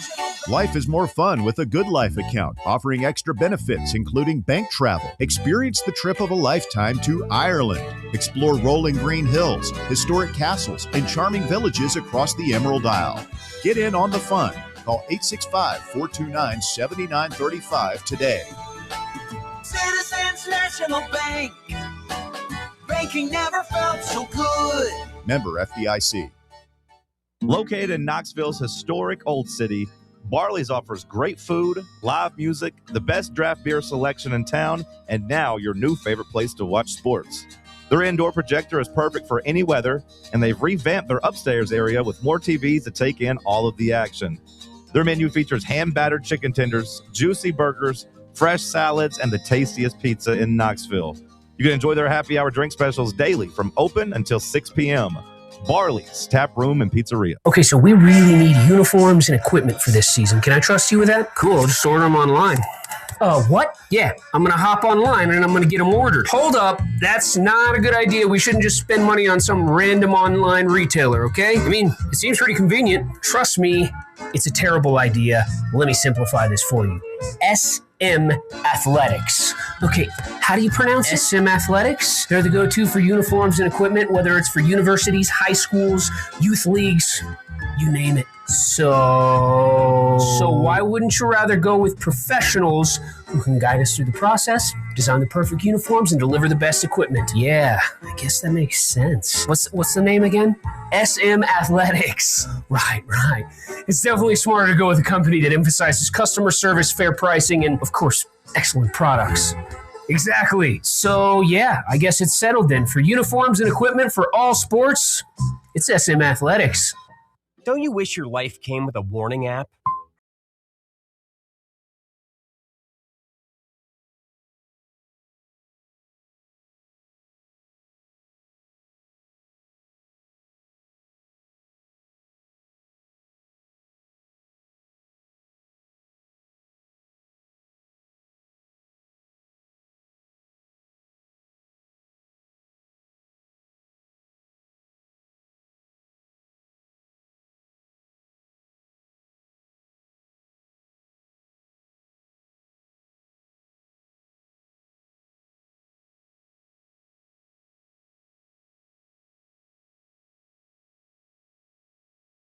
Fan Run app. Download that for your smartphone if you haven't done that yet. Take Fan Run with you wherever you go. And, of course, we've got a podcast powered by our friends over at Broadway Carpets. You check them out online at BroadwayCarpets.com. Shout out to the YouTubers. Like and subscribe. Fan Run Sports YouTube channel. We've got somebody on Twitter actually asking if we ever go over the text box. Bob, it's just one of those in this age that we live. I just listed off like 15 different things that you can listen to the show on. There's too many options. Yes. And we just felt like, going back between the text box and we're moving. YouTube is going to be big for us. It's the wave the of the station, future. the show, and just everything in general. So we're trying to invite folks. If you want to comment on the show, you want to send us a text, do it on the YouTube chat. We just feel like that's we're getting more and more interaction there anyway. And it's quite frankly hard for us to go back and forth with all the things we got to keep up with during the show. That's right. And some of you do comment on the X feed, which is fine too. It gets kind of sent over to us on YouTube. So, but that's where we're paying attention to most of the interaction. And we sure do appreciate that, by the way. Hear, hear. Lady Vols picking up another commitment today. Aaliyah Moore, who is an all-conference caliber player at Texas. So she is the 10th player to sign an institutional financial aid agreement. This is the release that UT sends out. So we've got 10 players now, Bob. I mean, they got more than that. We got depth. Yeah. We got more than that. I think we're at 12 or 13. All right. Actually, if you count, because they have 2 freshmen, if you count Gabby Minus and Iron Obabado. So, with the bow, baby. So they're close to filling out a roster at this point. Mm-hmm. This young lady from Texas was really good, but sat out all of last season due to injury. But she's back at full speed apparently. And 6'1", 6'1", 9 points, 4.7 rebounds per game since arriving in Austin in 2021. She did sit out all of last season rehabbing injuries. She has 1 season of eligibility remaining. So hopefully she's healthy. Mm-hmm. We actually posted on Fox Sports Knoxville earlier today that we only have 1 roster spot left on Kim Caldwell's roster. It's gone from nothing to almost full. Here's a quick rundown. We got 5'6" guard Shaylin Steele from Penn State, 5'7" guard Jada Eads from Seton Hall, 5'9" guard Avery Mills from Liberty, 5'9" guard Naomi White from Northern Arizona, 5'9" guard Riley Turkoff from Georgia, sensing a theme here. Mm-hmm. 6 foot tall guard. Hey, we got some size. Kaylin Smichael from Maryland. And then we've got a 6'2" forward, Jen Kraft from Georgia. Fatmata Fats Jana from Texas A&M. She's also a 6'2" forward. 6'3" forward, Harper Peterson from Stanford. So you've got 4 forwards at 6'2" or above. It's kind of similar to the group that Rick Barnes is building. Yeah, and then the Texas commit is 6'1". Yeah, so I threw her in there. Oh, was she? Okay. And then I'm trying. Well, that would make it 5. Yeah, that would make. Yeah. And then there's the one that just transferred from East Carolina, Fauntleroy. Oh yeah. Okay, so she's not on this list, so that would take it up to 11. Fauntleroy. Yeah. What do you think? I mean, it's again, it's kind of similar to Barnes, and it's just all new play. I mean, Barnes has 2 returners, and the freshman that he recruited, she has no returners, and 1 freshman that she recruited. Obviously, the vibe check is very different in those 2 programs. Well, one got knocked out in the first round of the tournament, and the other one went to the Elite 8. I'm trying to live my hopes with Kim Caldwell. I know we've been hard on her. I don't want to run her out of town or anything. I mean, she's got to win this year. She's going to be our coach this year. I hope that she gets the chemistry right. To me, it just, I mean, you had locker room.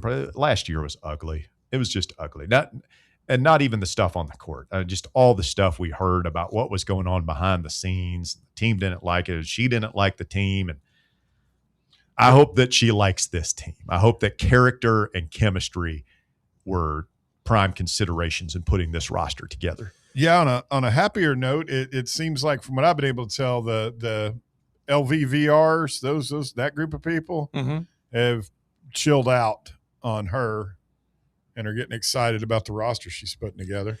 Well, it's just the character that these girls coming into UT now, we know that they definitely all saw what just happened to this program, and they're like, okay, let's be the ones that turn it around and come to Tennessee and fix it. Yep. It's a big year for her, obviously. Joshy Boy is next. Joshy Boy, what up, brother? What up, guys? How are you doing today? Doing well, thank you. Good. I want to talk a little bit about this 5-for-5 deal. So would Okpara and Gillespie be eligible to come back if it goes through that deal, 5-for-5? No, they're saying it's nobody grandfathered in. It's just from next school year on. Mm-hmm. Correct. Gotcha. So if the fifth year goes through, what would they be called, like super seniors or something like that? We had this conversation. I don't know. Fifth-year seniors? Yeah, Walker's saying fifth-year seniors. I kind of liked super seniors. That was a good one. Maybe we just come up with a whole new name for it, a new word. So seniors now just the fourth year. What is the new senior? True. I'll tell you that there's a bunch of those guys that just used up all their guys like Felix Okpara and that bunch. Every class before them got an extra year, and if they pass this thing and don't grandfather these guys in, every class after them will. They're kind of an outlier. Last year's fourth year seniors. True. Who's that 7-footer that Tennessee's going after? That he has a lot of teams going after him. Do you know? Are you talking about Luke Bamboye? That's about the only one. I think it is Bamboye. Because Mustafa Thiam from Cincinnati committed to Michigan late last week. So I don't know of any others, to be honest with you. And that doesn't mean they aren't looking at somebody, but that's the only one I knew. Is he the kid that's I was looking through Twitter yesterday, and I saw where Tennessee was one of the teams interested in him. Is he the kid there's some issues with getting him in? Well, that's what we heard. Mike Wilson was talking about that on VolQuest message board. But it sounds like he might be visiting Virginia, by the way. So hasn't stopped him from doing a visit somewhere else. So who's visiting Virginia? Bamboye. Yeah. So we're thinking it could be this week we get a Juke Harris announcement. According to reports from Chris Lowe and some others, more on a national level, yes, that's what they're saying, but we don't know anything beyond that specifically. Bob, because he's projected like early to mid-30s. I don't see him staying in the NBA. I see him taking his name out and going to college for one more year at least. Yeah, I think we all agree, and we sure hope so, because that guy could make a big difference with this team. Yeah. Hey, Russ, how about our Braves? They're playing really good baseball. One of the best records in the MLB right now. That they are, Joshy Boy. That they are. Go Bravos. Have a great day. Kings of the big leagues. Hear ye, hear ye. Well, you're not the only person with the best record in baseball. Huh? You heard me? What? I didn't stutter. Can't hear you. Chop's playing. Guys, Florida State fight song. We're only one behind you. What's guys. that? Guys, I have some. You're going to speak up. I can't hear you because the Tomahawk Chop is playing. Real quick, I have some tragic breaking news we got to talk about real quick on our way out. Okay.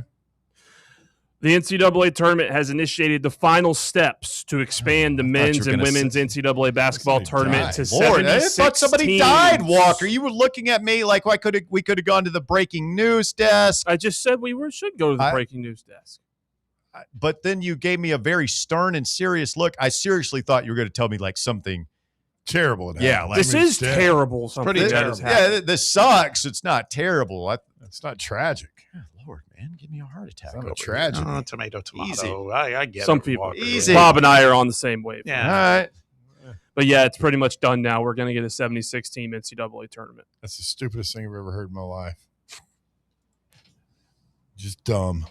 According to Pete Thamel, the 76-team tournaments begin. It's for men's and women's. They begin next year. Actually, I'd take that back. Stupidest thing I ever heard in my life was Rocky Top. Remember the cheer Butch wanted us all to do? That's the dumbest thing you That's ever one heard of them. Butch Jones. It had to be. I mean, Butch is up my top 20 a lot. He's got a lot of moments. Stupidest things I've ever heard. Who in the hell does he think he is? I don't know. You had Gump, old Jeremy Pruitt. Pretty big DA. At Dalen Farmer says, may have missed your reaction. Leif Garrett is still alive. Oh, your retraction. Did you kill Leif Garrett yesterday? I did say that he had passed. And so that was my mistake. This guy had such a reputation of a hard living guy. He almost killed, but he ended up paralyzing his best friend. Yeah, so I think I just deduced that he was no longer around, and he's still alive. Jeff on the YouTube chat says, Urosh versus Grant in Food City Center. Winner gets the hand of Kiki Malloy, the fair maiden. I think it's over. I don't think Urosh has Grant won? Yeah. He can still, Urosh can still make a claim. What's Urosh going to bring to her, like a goat or a piece Whoa! of chocolate? Well, he's over. He's back in the homeland. I give you goat. He's back in the I homeland. give you handsome dowry back here in Croatia. You get goat. I mean, you got to figure that Lawyer Malloy feels like he dodged a bullet. You know, I mean, nothing against Urosh, but it's a little bit against Urosh. I mean, he's just. We all want our kids to marry up in life. Well, yeah, I mean, if you got a daughter and your choice is Uroš Plasvich or Grant Williams, the son-in-law is supposed to be afraid of you. When she brings back Urosh and you're like, yeah, just take my daughter, dude. Just leave me alone, man. Do whatever you got to do. Please don't close take my on wife me. too, man. Just please, yeah, don't slit my throat. I don't think Lawyer Malloy would be like that. Imagine he's still fairly. I don't know. He's got to be. How old's a lawyer now? Late 50s. 54. Kid Huddy says, Bear is pouring Homeland's nectar into his ears. Good old Russian vodka. Missed an opportunity there. No, it's rubbing alcohol. Is it hard to salute the hammer and sickle when you're lying on your side so the alcohol doesn't pour out of your ear? No. Somebody believes in the Lady Vols, boys. Charlie Krem at ESPN, he's already done his way too early bracketology projection for 2027. He has the Lady Vols as a 9 seed. A 9 seed? Yeah. Weren't we higher than that this year? We're an 8 seed. 9. They were going in the wrong direction, Bob. Well, we had no team just like a few weeks We're ago. the Lady Vols, man. I know. Should be able to roll our jerseys out there and be a 2